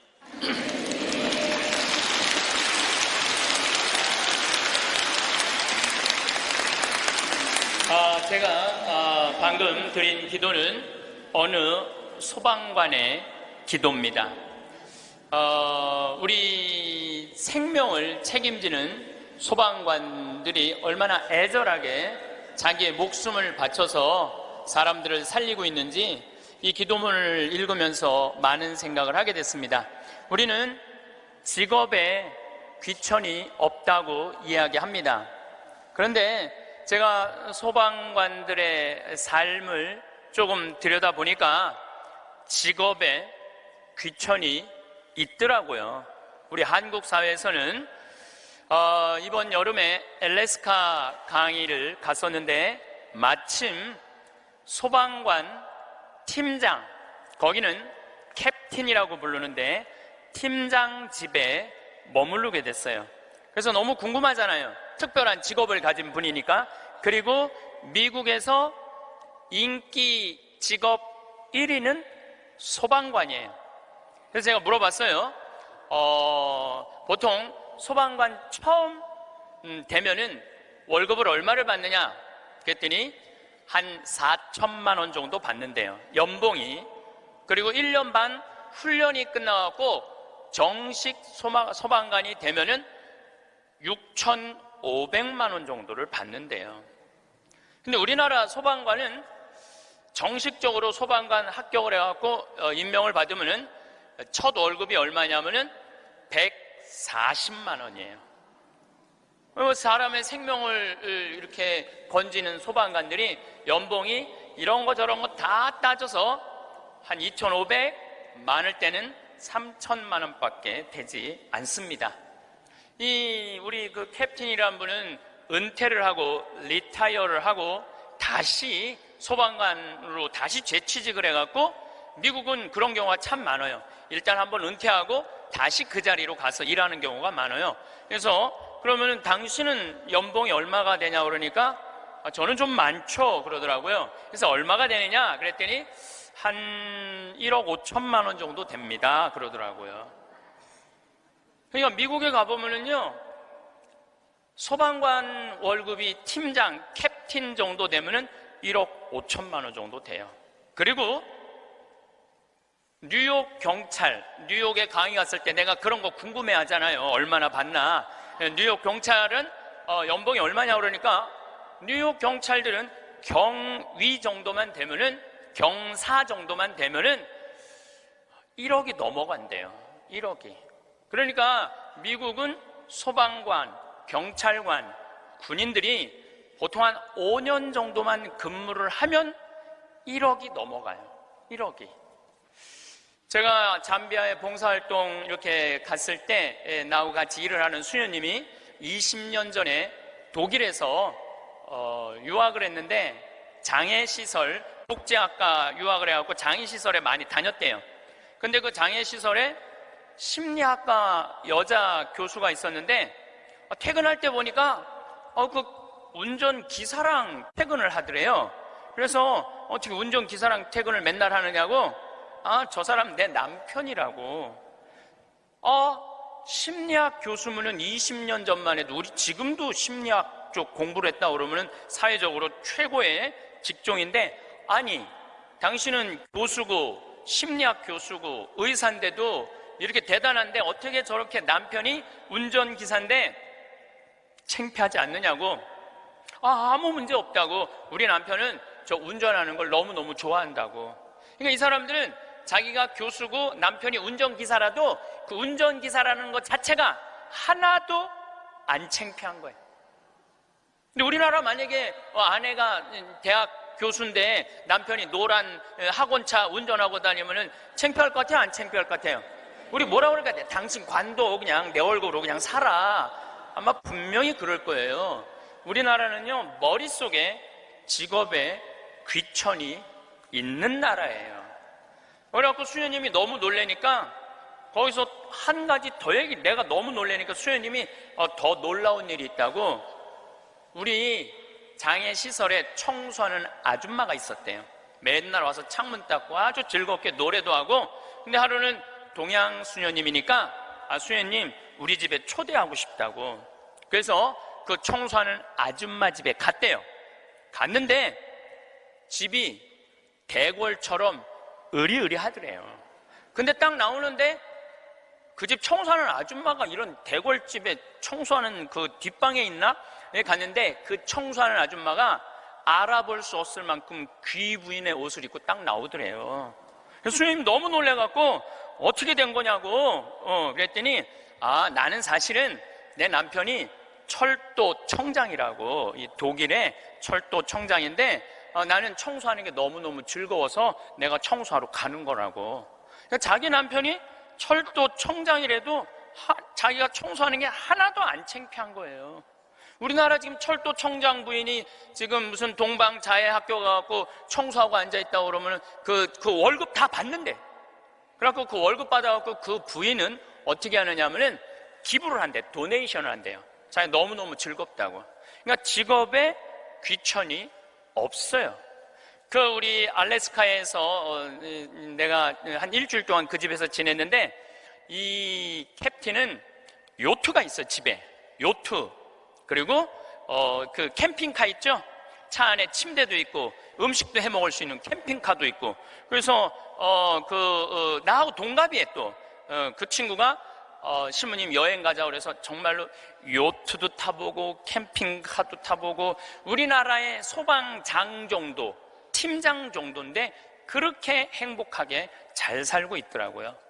근데 우리나라 사람들 머릿속에는 행복의 등식이 뭐냐면은 1등, 서울대, 판검사, 행정고시 봐갖고 사무관, 국회의원, 이게 행복의 공식이야. 그래서 막 청소를 한다든가 소방관을 한다든가 경찰관을 한다든가 그런 거 들떨어진 애들이 하는 거라고 생각을 하고 있는 거야. 그리고 실질적으로 월급도 어떻게?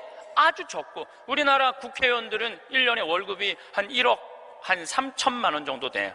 1억 3. 그런데 뭐 보좌관, 또 뭐 운전기사 뭐 다 하면은 한 국회의원이 얼마를 쓰냐면 7억을 써요. 7억을 써요. 한 국회의원들이 어마어마하게 쓰는 거죠.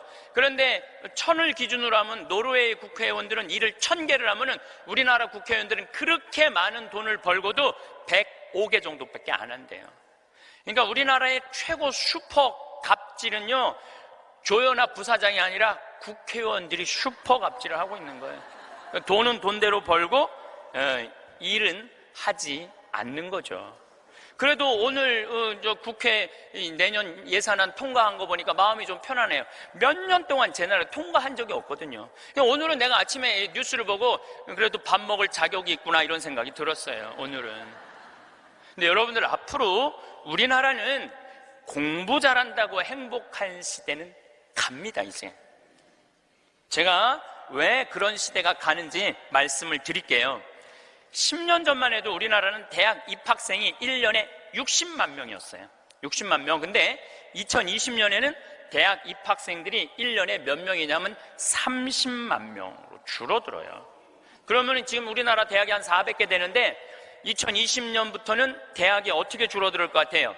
300개, 200개 줄어들어요. 그럼 공부 잘해갖고 교수한 분들 다 어디 갈 것 같아요? 다 실직자 돼요. 그러니까 이놈의 새끼야 공부 열심히 해, 너 공부해야지 먹고 살아, 이런 시대는 끝나요. 이제는 앞으로 어떤 사람들이 정말로 먹기 살기 좋은 시대가 되느냐면 용접하는 사람들, 포크레인 운전할 줄 아는 사람들, 그 다음에 요리 잘하는 사람들, 청소 잘하는 사람들, 이런 사람들이 행복한 시대가 온다니까요. 세상이 너무나 지금 변하고 있어요. 우리 생태마을에 올해 직원들을 채용을 해요. 또 귀가 번쩍 분들이 이런 분들이 있으니까 야, 나도 한번 거기 가볼까? 근데 이번에 자격은 뭐냐면 고등학교 졸업 예정자들만 뽑아요. 나는 대학 졸업 예정자들도 안 뽑아요. 대학원 졸업 예정자들도 안 뽑아요. 혹여 가끔 대학 졸업한 사람들, 대학원 다니는 사람들 뽑아요. 우리도 뽑는데 월급은 고등학교 졸업한 사람이나 대학 졸업한 사람이나 대학원 졸업한 사람이나 우리 생태마을 첫 월급은 똑같이 200만 원이에요. 고등학교 졸업해도 직원으로 되면 무조건 200만 원이에요. 아니 생각을 해봐요. 아니 매주 띄우는데 뭐하러 대학원 자격증이 필요해? 아니 배추 심는데 뭐하러 대학 졸업한 사람이 필요해요? 우리 생태마을에 필요한 사람은 어떤 사람이 필요하냐 하면 성실한 사람, 성격 좋은 사람, 이런 사람이 필요해요. 그리고 뭐 우리 생태마을에 지금 다녀간 사람이 100명도 넘죠. 우리 직원이 지금 한 40명 되니까 많이 바뀌어요. 근데 남아있는 사람이 어떤 사람이 남아있느냐 하면은 가정환경 행복했던 사람, 성실한 사람, 이런 사람들이 남아있어요. 가정환경 불행했던 사람, 어린 시절을 힘들게 지냈던 사람은요 많이 견뎌야 6개월이에요. 그러니까 이제는 공부를 잘하는 사람이 성공하는 시대가 아니라, 공부를 잘하는 사람이 성공하는 시대가 아니라 행복한 사람이 성공하는 시대가 오는 거예요. 근데 우리나라 OECD 국가 어린이 행복지수 조사를 해봤는데 11살, 13살, 15살을 대상으로 행복지수를 점수를 내봤는데 노르웨이가 95점인데 우리나라 애들이 60점이에요. 우리나라 애들은 안 행복해요. 이거 OECD 국가 중에 우리나라가 꼴등이에요. 심각합니다. 왜 심각하냐 하면은 어렸을 때 안 행복한 애들이 커서 행복할 것 같아요? 절대 그런 일은 없어요. 어렸을 때 추억이 많고 어렸을 때 행복한 애들이 커서도 행복한 거예요. 근데 우리나라는 대학생이 하루에 몇 시간 공부하냐면 4시간 공부해요. 초등학생이 하루에 몇 시간 공부하냐면 5시간 반을 공부를 해요. 중학생은 하루에 몇 시간 공부하느냐면 7시간을 공부해요. 고등학생은 하루에 몇 시간을 공부하느냐면 8시간 반을 공부를 해요. 그럼 여러분들 하루에 8시간 반을 공부한다고 그러면은 밥 먹는 시간 1시간, 1시간, 1시간, 3시간 빼고, 그것도 못 먹는다고 그러긴 하지만은, 그리고 학교 가는 시간 빼고, 그러면은요, 애들은요, 잠자는 거 빼고는 공부만 하는 거예요. 그러니까 얘네들은 엄마, 아빠, 형제들이랑 먹고 마시고 놀 시간이 없어요. 제가 지난 시간에도 말씀드렸지만은 이 세상에 가장 중요한 일은 뭐냐면은 먹고 마시고 노는 일이에요. 우리가 여러분들 왜 예수님하고 추억이 많아요? 예수님은 세리와 죄인들과 먹고 마시고 놀았기 때문에 추억이 많은 거예요. 만약 예수님이 우리랑 먹고 마시고 놀지 않았다면 우린 추억이 하나도 없을 거예요. 오늘 복음도 막 병자들 고쳐주고 난 다음에 너무너무 마음이 안타까워. 예수님이 너무너무 안타까우니까 내가 마음이 아프다. 저 사람들 먹을 걸 우리가 주자. 그러니까 예수님 먹는 거 진짜 중요하게 여기신 분이에요. 우리가 주자. 없습니다. 아무것도 빵 몇 개 하고 물고기 몇 개밖에 없습니다. 그래도 너희들이 줘라. 다 줘서 배불리 먹여서 보내신 분이 예수님이에요. 그러니까 성서에 보면 먹는 얘기 참 많이 나와요. 예수님 첫 기적도 가나의 혼인잔치에서 먹는 얘기죠. 그렇죠? 세리네 집에 가서 먹었죠. 자케온네 집에 가서 먹었죠. 사마리아 여인하고는 우물가에서 물 먹으면서 얘기했죠. 그러니까 먹고 마시고 노는 일은 참으로 중요한 일이에요. 그럴 때 추억이 많은 거예요. 근데 우리나라 초등학교, 중고등학교 아이들은 엄마 아빠랑 먹고 마시고 놀 일이 없어요. 그러니까 커서도 엄마 아빠하고 추억이 하나도 없는 거예요. 행복했던 순간도 없고. 미국 애들은, 초등학교 애들이, 우리나라 애들은 5시간 반 공부하는데 미국 애들은 초등학교 애들이 하루에 몇 시간 공부하느냐면 2시간 반 공부해요. 그러니까 이거는 공부하는 흉내만 내는 거야. 그 얘네들은 계속 먹고 마시고 노는 거예요. 계속. 제가 미국 강의를 가보면은요, 얘네들이 하는 거는 정말로 먹고 마시고 노는 일이에요. 유럽, 북유럽 애들은 말할 것도 없고 학교 가서도 계속 놀아요.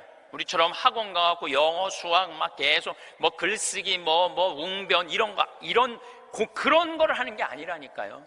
그런데 놀랍게도 핀란드 고등학생은 하루에 4시간 공부하는데 우리나라 애들은 하루에 8시간 반을 공부를 해요. 그런데 수학 점수가 핀란드 애들은 544점이고 우리나라 애들은 542점이에요. 4시간 공부하는 애들하고 8시간 반 공부하는 애들하고 수학 시험을 보는데 누가 더 잘 보느냐면은 핀란드 애들이 훨씬 잘 본다는 거예요. 이게 무슨 얘기냐면 여러분들이 자녀들 학원 보내는 거 다 쓸데없는 데다 보내고 있는 거예요. 그 시간에 애들이 학원 가서 뭐 할 것 같아요? 휴대폰 갖고요, 게임하고 친구들하고 노는 거예요. 그 시간에 애들 학원 가 있다고 여러분들이 그걸 교육이라고 생각하는 이 대한민국이 불행한 거죠. 그 시간에 엄마, 아빠랑 맛있는 음식 만들어 먹고 손잡고 소풍 다니고 눈 바라보고 같이 놀았다면은 걔네들은 건강하게 살았을 거예요. 근데 엄마, 아빠하고 그랬던 적이 하나도 없어. 여러분들 사람이 커서요, 어렸을 때 가장 기억에 많이 남는 게 뭔지 아세요? 엄마가 맛있는 음식 해줬던 거. 이게 가장 기억에 많이 남는데요. 그리고 가장 행복했던 순간이 뭔지 아세요? 엄마가 맛있는 거 해준 거 너무 맛있게 먹은 거. 그게 가장 행복한 순간이래요. 근데 우리나라 대한민국의 청소년들은 엄마가 맛있는 거 해준 거 먹은 기억이 없어요. 학교 다니느냐고. 그러니까 애들이 행복하지 않은 거죠. 애들은 그냥 서울대학 가야 되니까 경쟁을 해야 돼. 서울대학 가야 돼. 놀 시간이 어딨어. 여러분들 토끼와 거북이 얘기 아세요? 이거 참 웃기지도 않는 얘기 여러분들이 알고 있는 거예요. 왜냐하면 토끼하고 거북이하고 시합을 했는데 어떻게 거북이가 이겨요? 말도 안 되잖아요. 말도 안 되는 얘기예요. 어떻게 거북이가 이겨요? 이렇게 발바닥도 땅바닥에 있고 이렇게 가는 거북이가 그냥 뛰어다니는 토끼를 어떻게 이겨요? 2000년 전 이솝우화 얘기예요. 그러니까 2000년 동안 사람들은 거북이가 빠른 줄 알고 있어, 사람들은. 근데 요즘 새로운 일이 벌어졌어요. 그 후손 토끼가 생각해보니까 너무 자존심 상하는 거야. 아니 이 빠른 우리가 거북이한테 진다는 걸 모든 사람들이 알고 있다는 게 너무 웃기잖아요. 그래갖고 토끼가 거북이한테 도전장을 내요. 다시 시합하자. 2차전을 벌이자. 2차전을 벌이자. 그래갖고 거북이가 생각해보니까 니네들은 이 토끼들은 막 뛰어야 되기 때문에 심장이 너무 빨리 뛰기 때문에 쉬어야 돼. 그래서 얘네들은 반드시 뭐가 필요하냐면 토끼 잠이 필요해요. 토끼 잠을 자야 돼, 얘네들은. 그러니까 거북이는 믿는 구석이 있어. 너 또 토끼 잠 잘 거니까 시합해도 우리가 분명히 이길 것이다. 그래도 거북이가 생각해보니까 그래도 준비를 해야 될 것 같아. 그래서 거북이도 어떤 준비를 하냐면은 나도 토끼처럼 뒷다리를 똑바로 세우는 훈련을 이제 하기 시작한 거예요. 뒷다리를 세워갖고 내가 빨리 좀 가야 되겠다. 뒷다리. 그리고 생각해보니까 거북이한테 최고 치명은 뭐냐면 두꺼운 등딱지야. 그래서 등딱지를 가볍게 갈기 시작했어요. 병원 다니면서 나 좀 갈아줘라. 이거 좀 가볍게. 그래갖고 준비를 충분히 했어요. 드디어 2차전이 시작이 됐어요. 아니나 달라 토끼가 총알같이 뛰어나갔죠. 근데 거북이는 뒷다리를 이제 세워놨으니까 거북이도 만만치 않잖아요. 쫙 가면서 믿는 구석이 있어서 어떤 믿는 구석이 있었느냐면은 이제 분명히 저 나무 밑에서는 토끼 잠을 잘 것이다. 그래갖고 토끼가 딱 보니까 역시 멀리서 지가 뒷다리를 세워봤자지. 그래갖고 쫙 오는데 자도 될 것 같아. 딱 잠을 자면서 내가 1시간만 자야지, 2시간 잘 거야, 1시간만 자야지. 그런데 이제 거북이는 지나갔어. 지나가면서 네가 그러면 그렇지, 네가 토끼가 토끼 잠을 자야지.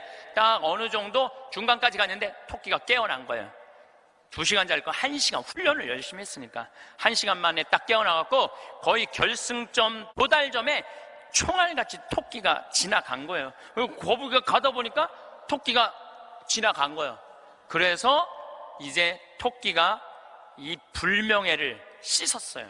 드디어 이제 모든 이 짐승계에는 드디어 토끼가 이겼댄다. 걔가 토끼잠을 줄여갖고 그 거북이를 이겼댄다.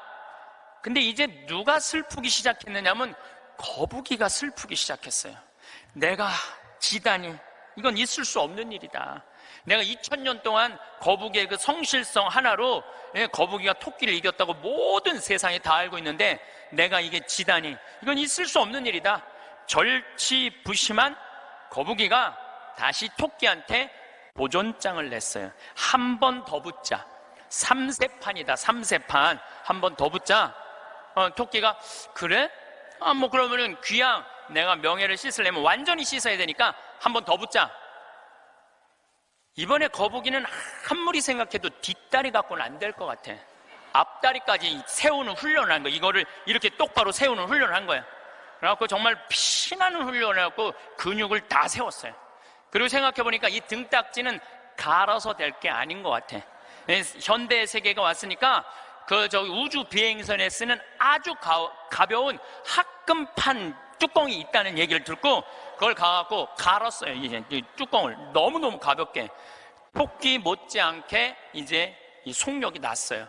근데 거북이가 아무리 생각해도 그거 갖고 안 될 것 같아. 그래서 마지막 한 수를 가지고 있었어요. 분명히 토끼가 저 나무 밑에서 잘 거니까 저 나무 밑에 수면제를, 분말가루를 설치를 해둬갖고 리모컨으로 터트리면은 완전히 내가 보낼 수 있다. 비장의 카드까지 준비해놓고 이제 도전장을 내민 거죠. 토끼는 아무리 생각해도 이번에 지면은 이게 다시는 회복할 수 없을 것 같아요. 그리고 토끼는 어떤 훈련을 했느냐 하면은, 어떤 훈련을 했냐면 토끼잠을 안 자고 목표 지점까지 가는 훈련을 했어요. 토끼잠을 안 자고. 그래갖고 드디어 3차전이 벌어졌어요. 3차전이 벌어져갖고 출발을 했는데, 토끼가 보니까 거북이가 옛날엔 뒷다리만 세웠는데 이제는 앞다리까지 세워갖고 뛰는데 이게 만만치가 않은 거예요. 내가 정말로 자면 안 된다, 죽어라고 뛰면서 나무 밑에 도착했는데 너무 졸렸지만 그걸 극복하고 뛰어갔어요. 아니, 리모컨까지 다 설치하고 이제 터트리기만 하면 이제 완전히 재워갖고 그 토끼잠으로 이기려고 그랬는데 리모컨 터트릴 시간이 없는 거예요. 이건 해보지도 못하고 져버렸어, 거북이가. 그러니까 거북이가 뭐가 왔느냐면 우울증이 왔어요. 우울증이. 야, 내가 저 토끼한테는 정말로 어떻게 해볼 도리가 없단 말인가. 너무 우울증이 슬퍼갖고 이제 자살까지 생각을 했어요. 근데 할아버지가 그 손자 거북이를 보고 이런 말을 해요. 거북아, 손자야, 슬퍼하지 말아라. 너 토끼가 몇 년 사는 줄 아냐? 잘 모르는데요. 토끼는 그렇게 죽어라고 뛰기 때문에 토끼 수명은 7년이다. 7년. 근데 우리 거북이들은 수명이 얼마인 줄 아냐? 우리 거북이들은, 할아버지가 지금 몇 살이에요? 내가 지금 190살이다. 우리 거북이는 느리기 때문에 수명이 200살이다. 너는 느린 게 네 본질인데 왜 토끼 이기려고 그 되지도 않는 뒷다리 앞다리 세우고 왜 그렇게 인생을 힘들게 사느냐. 너는 천천히 사는 게 너의 운명이다. 그 생각을 해보니까 가만히 생각해, 되지도 않는 시합을 2000년 동안 한 자기 거북이하고 토끼, 그게 웃긴 거예요. 그래서 이 거북이는 천천히 다니고 자기의 그 본성에 따라 사니까 사는 게 너무너무 즐거워요. 그러니까 느린 게 빠른 것보다 훨씬 좋구나. 빠르면 7년밖에 못 사는데 느리니까 200년을 사니까, 아무리 토끼가 빠르면 왜 빨리 죽는데. 그런데 지금 대한민국은 우리 자녀들을 거북이로 안 키우고 뭘로 키우냐면 토끼로 키우고 있어요. 토끼로. 7년밖에 안 살릴 생각을 하고 토끼로 키우고 있어요. 그렇게 가장 큰 희생자가 된 사람이 누구냐면은 사도세자예요. 여러분도 사도세자 얘기 알죠? 네, 사도세자가 언제 죽었느냐면 1762년 이모년에 5월 13일 날 뒤주에 들어가고 5월 22일 날 죽었어요. 8일 동안 있다가. 그런데 이 사도세자는 아버지가 영조인데 아버지의 첫째 아들이 효장세자가 있었는데 9살에 죽어요. 9살에 죽다가 40이 넘어서 아들 하나를 얻어요. 이게 바로 정조는 이산, 정조의 아버지인 사도세자의 진짜 이름은 이선이에요. 사도세자는 죽고 난 다음에 영조가 불러준 이름, 슬픔을 생각해라, 생각살자, 슬플 도자, 그래갖고 사도세자고 진짜 이름은 이선이에요. 그러니까 40이 넘어서 아들을 하나 얻었으니까 효장세자가 죽고 난 다음에 너무너무 슬펐는데 이 영조는 이 아들이 너무너무 귀했던 거야. 그래갖고 2살에 사도세자 책봉을 해요. 근데 얘가 얼마나 똑똑했느냐 하면은 2살 때 왕자라는 한자를 보고 아버지가 이게 무슨 자냐? 그러면 아버지를 가르쳤어요.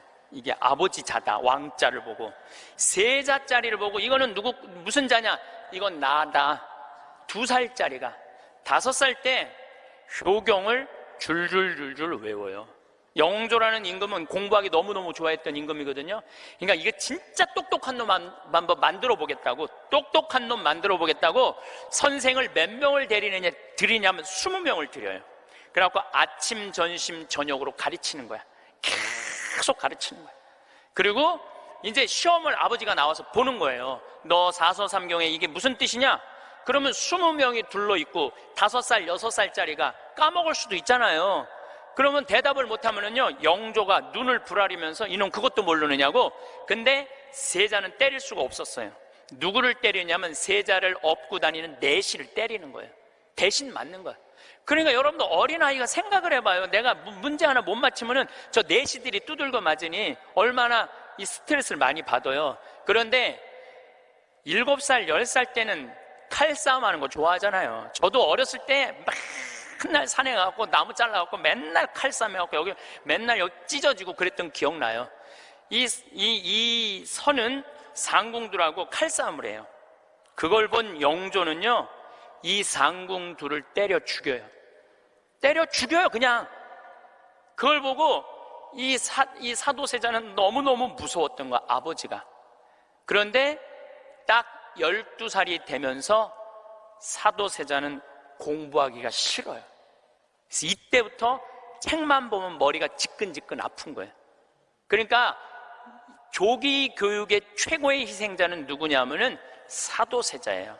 그러니까 아버지는 공부를 가르치는데 아들은 공부하기가 싫은 거야. 그리고 얘가 키가 엄청나게 커요. 사도세자가 뭐 세자 그래갖고 나만큼 조그만 줄 아는데 키가 1m 막 80대고 청룡도를 휘두를 정도로 힘이 좋았다는 거. 관우가 청룡도를 휘두르고 그랬다는 거예요. 말도 잘 타고 화살도 잘 쏘고. 근데 아버지는 그게 너무너무 싫었던 거야, 그렇게 하는 게. 그래 아버지하고 점점 갈등을 일으키면서 광증에 시달려요. 미쳐갖고 나중에는 마지막에 자기가 데리고 있었던 시종들 100명을 죽여요. 마음에 안 들면 칼로 쳐 죽이는 거예요. 나중에 무당하고도 살고 비구니 스님하고도 살고 도저히 아버지가 컨트롤할 수 없을 정도로.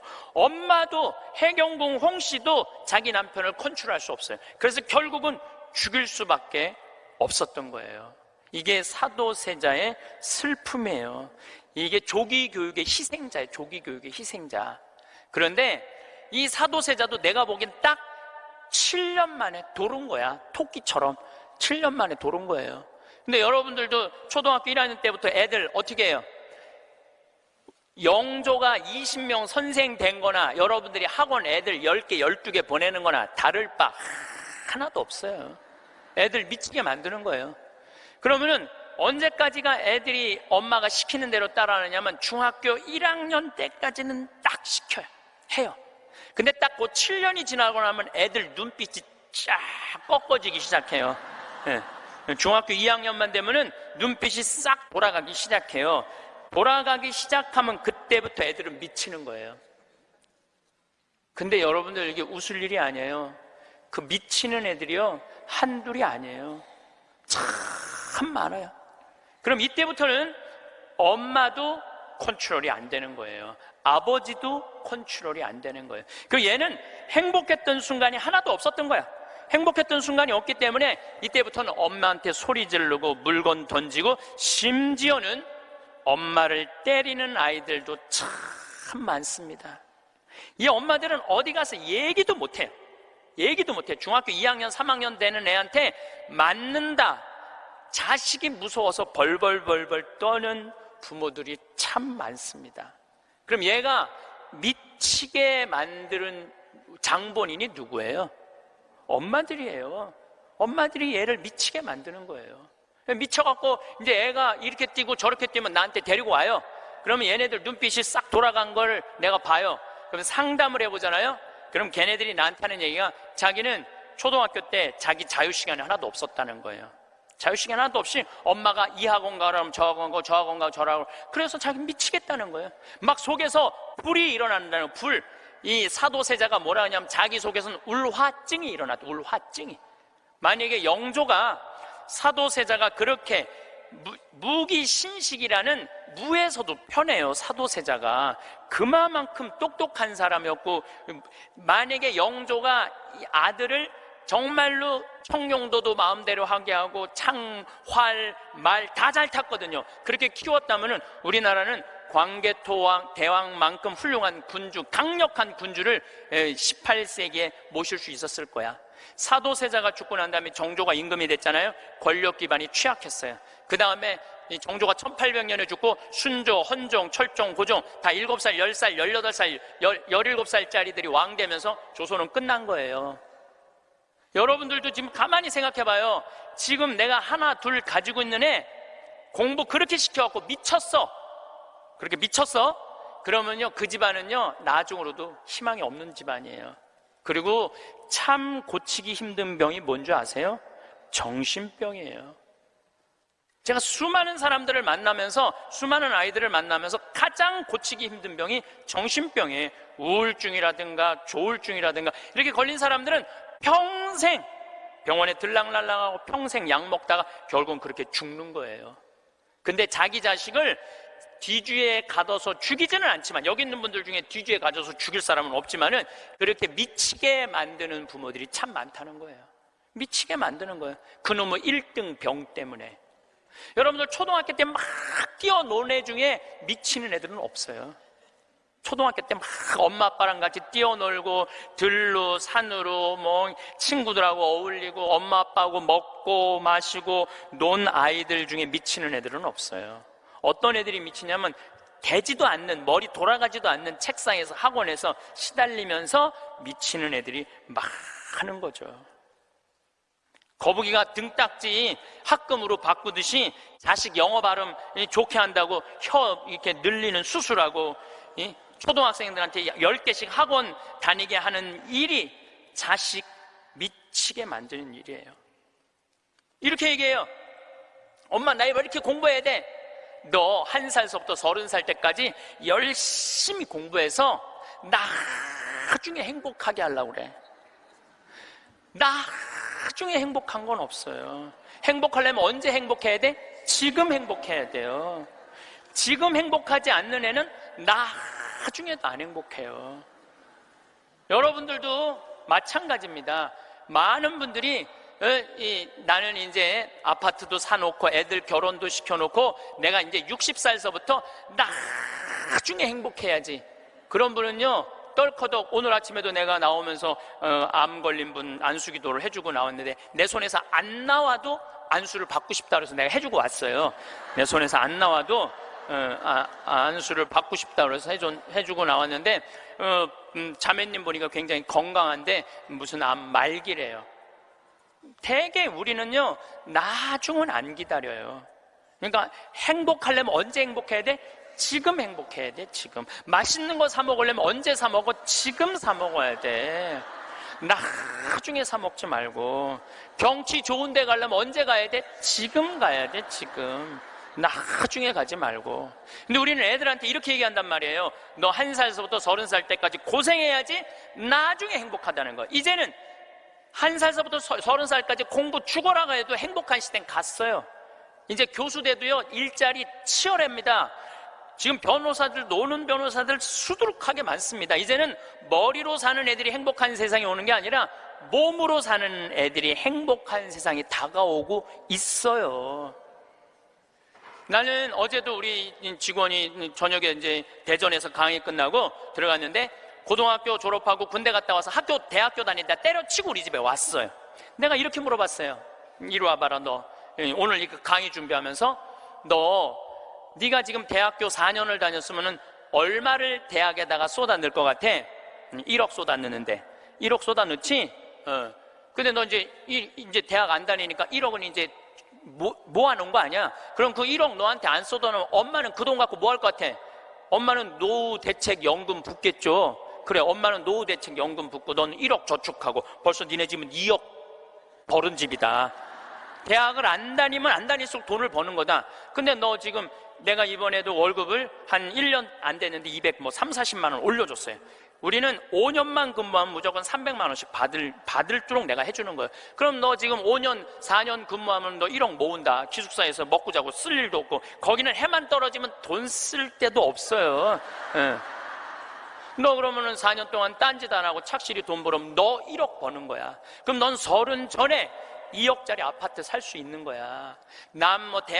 우리나라 지금 대학 나온 45만 명 졸업하는데 제대로 된 직장에 취직하는 숫자가 몇 명이에요? 5만 명밖에 안 돼요. 40만 명은 2년, 3년 빈둥빈둥거리고, 심지어는 엄마 아버지가 애들 때문에 경비에 나가갖고 그거 해갖고 애들 생활비 대주고 뒷돈 대주고 그러고 있는 거예요. 그러니까 지금 여러분들 지금 대한민국에서 없애버려야 되는 건 내가 보기엔 대학이야. 대학만 없어지면 전부 일의 소중한 가치를 배우고 다 행복하게 살 수 있어. 아니, 대학 졸업하고 딱딱딱 취직하면은 내가 왜 대학을 귀하게 여기지 않아요? 대학 졸업하는 애 거의 반 이상은 빈둥빈둥 놀고 있는데. 그러니까 우리나라 할머니 60, 70 된 분은 쓸 머리 나쁜 몸으로 살 놈한테 돈 쏟아 넣느냐고. 세계 빈곤율, 노인 빈곤율이 우리나라가 1위예요. 1위예요, 1위. 돈이 없어요, 다른 나라 사람들은 나이를 먹으면 얼마나 럭셔리하게 사는데요. 놀지도 못하고 죽어라 30살까지 나중에 행복하려고 공부했는데 취직 안 되면 그 허탈감, 좌절, 이거는 어른들은 상상할 수 없을 만큼 힘든 거예요. 상상할 수 없을 만큼. 한 3달 전에 아주 이쁘장한 여자아이가 저를 찾아왔어요. 공부도 굉장히 잘하는 아이예요. 공무원 시험을 보는데 계속 3번인가 4번 떨어진 거예요. 너무너무 좌절감, 우울증에 시달려 있는 아이예요. 예. 그래서 날 찾아왔어요. 그래서 내가 얘기했어요. 꼭 공무원을 해야 되냐? 꼭 좋은 회사를 가야 되냐? 그냥 내가 즐겁게 일하고 그냥 행복하게 살면 되지 왜 그 힘든 목표를 세워놓고 계속 좌절감을 느끼느냐? 넌 좀 오늘을 좀 행복하게 살아라. 근데 이 친구가 며칠 전에 저한테 메시지 했어요. 신부님, 저 취직했어요. 너무너무 행복해요. 눈높이를 조금만 낮추면 우리는 지금 행복할 수 있는데 항상 나중에 행복하려고 눈높이를 너무 높여갖고 그것도 못하고 이것도 못하고 저것도 못하는 거예요. 그러니까 우리나라 애들 1살서부터 30살까지 안 행복해. 그럼 30살서부터 60살은 행복해요? 30살서부터 60살? 안 행복해. 왜 안 행복하냐면 이 30살서부터 60살들은 자기 인생이 없어. 왜냐면 1살서부터 30살 된 자식들 뒷바라지 않느냐고 자기 인생이 없는 거야. 그러니까 자기를 위해서 학원을 다녀봤던 적이 없어. 30살서부터 60살들은 기타 학원을 다닌다든지 피아노 학원을 다닌다든지 꽃꽂이 학원을 다닌다든지 나처럼 필라테스 학원을 다닌다든지 자기를 위해서 이런 학원을 다녀본 적이 없어. 자기 인생이 없어. 오로지 자식 뒷바라지 않느냐고. 그래서 헬리콥터 맘이라고 그러잖아요. 자식 뒤 뺑글뺑글 따라다니는 거야. 초등학교 유치원 따라다녀, 초등학교 따라다녀, 중고등학교 따라다녀, 심지어는 대학까지 따라다닌다는 거예요. 그래갖고 커리큘럼 수업 과정 짜주군 엄마들 많아. 그리고 학점이 조금 나오면 교수한테 가서 따진다는 거. 우리 애 학점이 왜 이것밖에 안 주느냐고. 나중에 취직하려면 학점이 높아야 되는데. 군대도 뺑글뺑글한데요. 요즘 카카오톡이 돼갖고 엄마들이 애들 군대 생활을 볼 수 있대요. 그럼 애가 좀만 얼굴이 이상하면은 그 상사한테 그런대요. 왜 우리 애 얼굴이 이러느냐, 뭐가 문제가 있느냐. 그러니까 그 군대 가서도 엄마가 애를 책임져 주는 거야. 그래서 요새 군대 상사님들이요, 사병 돌보는 일보다 사병 엄마 돌보는 일이 더 바쁘대요. 심지어는 회사까지 따라다니는 거야. 애가 회사에 취직을 했는데 대리 진급을 못하면 부장한테 가서 따진다는 거. 우리 애가 뭐가 모자라서 대리 진급을 못하느냐고. 평생 자식주의를 뺑글뺑글 따라다니는 걸 뭐라고 그러냐면 헬리콥터 맘이라고 그래요. 헬리콥터 맘. 또 아버지들은 요즘은 많이 줄어들었지만 한동안은 기러기 아버지가 40만 명까지 있었어. 40만 명 기러기 아버지가. 이 기러기 아버지들은요, 자식들 한 달에 부인 것까지 하려면 700에서 1000만 원을 보내줘야 돼. 그러면은 보통 10년 정도 가 있으면요, 이 기러기 아버지는 10년 동안 인생이 하나도 없는 거예요. 자식도 없고 아내도 없고 돈도 없는데 돈만 버는 기계로 사는 거야. 그러니까 자기 인생을 못 사는 거. 30살에서부터 60살들은 자기 인생이 없는 거예요. 근데 문제는 60살 때 30살 된 자식이 이렇게 말합니다. 엄마, 이제 엄마 인생 살아. 자기를 위해서 살아봤던 적이 없는데 내 인생을 살으라는 거야. 살 줄을 모르는데. 30살에서부터 60살은 뭐 해야 되는 나이냐면요, 자아실현 해야 되는 나이야. 자아실현이라는 게 뭐예요? 자기의 능력을 쓰는. 오늘 물이 없는데 여기 물을 하나 갖다 놓으면 내가 이 물을 안 먹었으면은 이 물은 자아실현 하는 물이에요? 자아실현 안 하는 물이에요? 자아실현 안 하는 물이에요. 내가 먹어줘야지 자아실현이 되는 물이에요. 자아실현이 되는 물이에요. 여러분들이 샴푸를 하나 샀어. 그럼 샴푸를 사면은 그 샴푸를 한 방울까지 다 쓰면은 여러분들 기분 좋아요, 안 좋아요? 그 샴푸는 나한테 와서 자기 능력을 다 썼어요, 안 썼어요? 그럼 자아실현 한 거야, 안 하는 거예요? 자아실현 한 거죠. 내가 요즘 목욕 가방에 샴푸 하나 다니는데 요만큼 남았어. 그 짜서 쓸 때마다 기분이 너무 좋아요. 너 이제 자아실현 다 돼가는구나, 이제. 자기 능력 다 썼으니까. 우리 사제관에 개가 한 마리 있어요. 문수라는 개가 있는데 얘가요 딱 사제관에 도착하면은요 총알같이 튀어나와요, 자기 집에서. 그리고 요만한 개가 내 가슴까지 뛰어 올라와요. 그리고 놀라운 거는요, 얘가 사제관에 신부들이 오면 안 물고 안 짖어요. 근데 여자들만 오면은 잡아 먹을 듯이 짖어요, 진짜로. 그리고 막 엉덩이고 허벅지고 다 깨물어요. 얘 자아실현 하는 게 자아실현 안 하는 게예요. 자아실현 하는 게예요. 근데 우리나라 30살서부터 60살 된 많은 분들은 자기 능력을 안 써요. 자기 능력을 안 쓰고 자식만을 위해서 살아요. 근데 60살서부터 엄마 인생을 살려고 그러면은 자기 능력이 뭔지를 모르는데, 그러니까 사는 게 재미가 하나도 없는 거야. 사는 게. 인생은요 재미있어야 돼, 의미가 있어야 돼. 이 두 가지가 같이 가야 돼. 재미와 의미가 같이 가야 돼. 그런데 내가 기타를 잘 쳤다면 기타 치러 온 세상 돌아다니고, 꽃꽂이 했다면 온 성당에 꽃꽂이 하러 다니고, 뭐 춤췄다면 춤추러 다니고 이럴 텐데 나를 위해서 한 게 하나도 없는 거야. 그러니까 사는 게 재미가 없는 거야. 60살서부터 100살까지 어떻게 살아? 그러니까 우리는 1살서부터 30살도 안 행복하고 30살서부터 60살도 안 행복한 거야. 그럼 60살서부터 100살은 행복하냐? 이 얘기는 이제 다음 시간에 하도록 하겠습니다.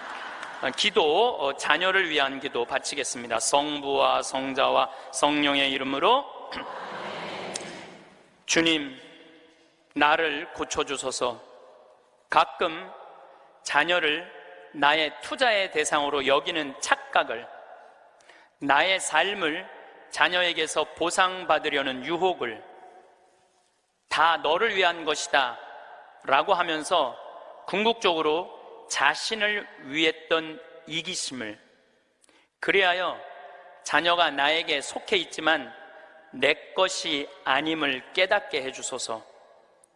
나로 하여금 부모로서의 권리보다는 의무로, 자녀의 성장보다 내가 먼저 성숙해짐으로 그들을 훈계하게 하소서.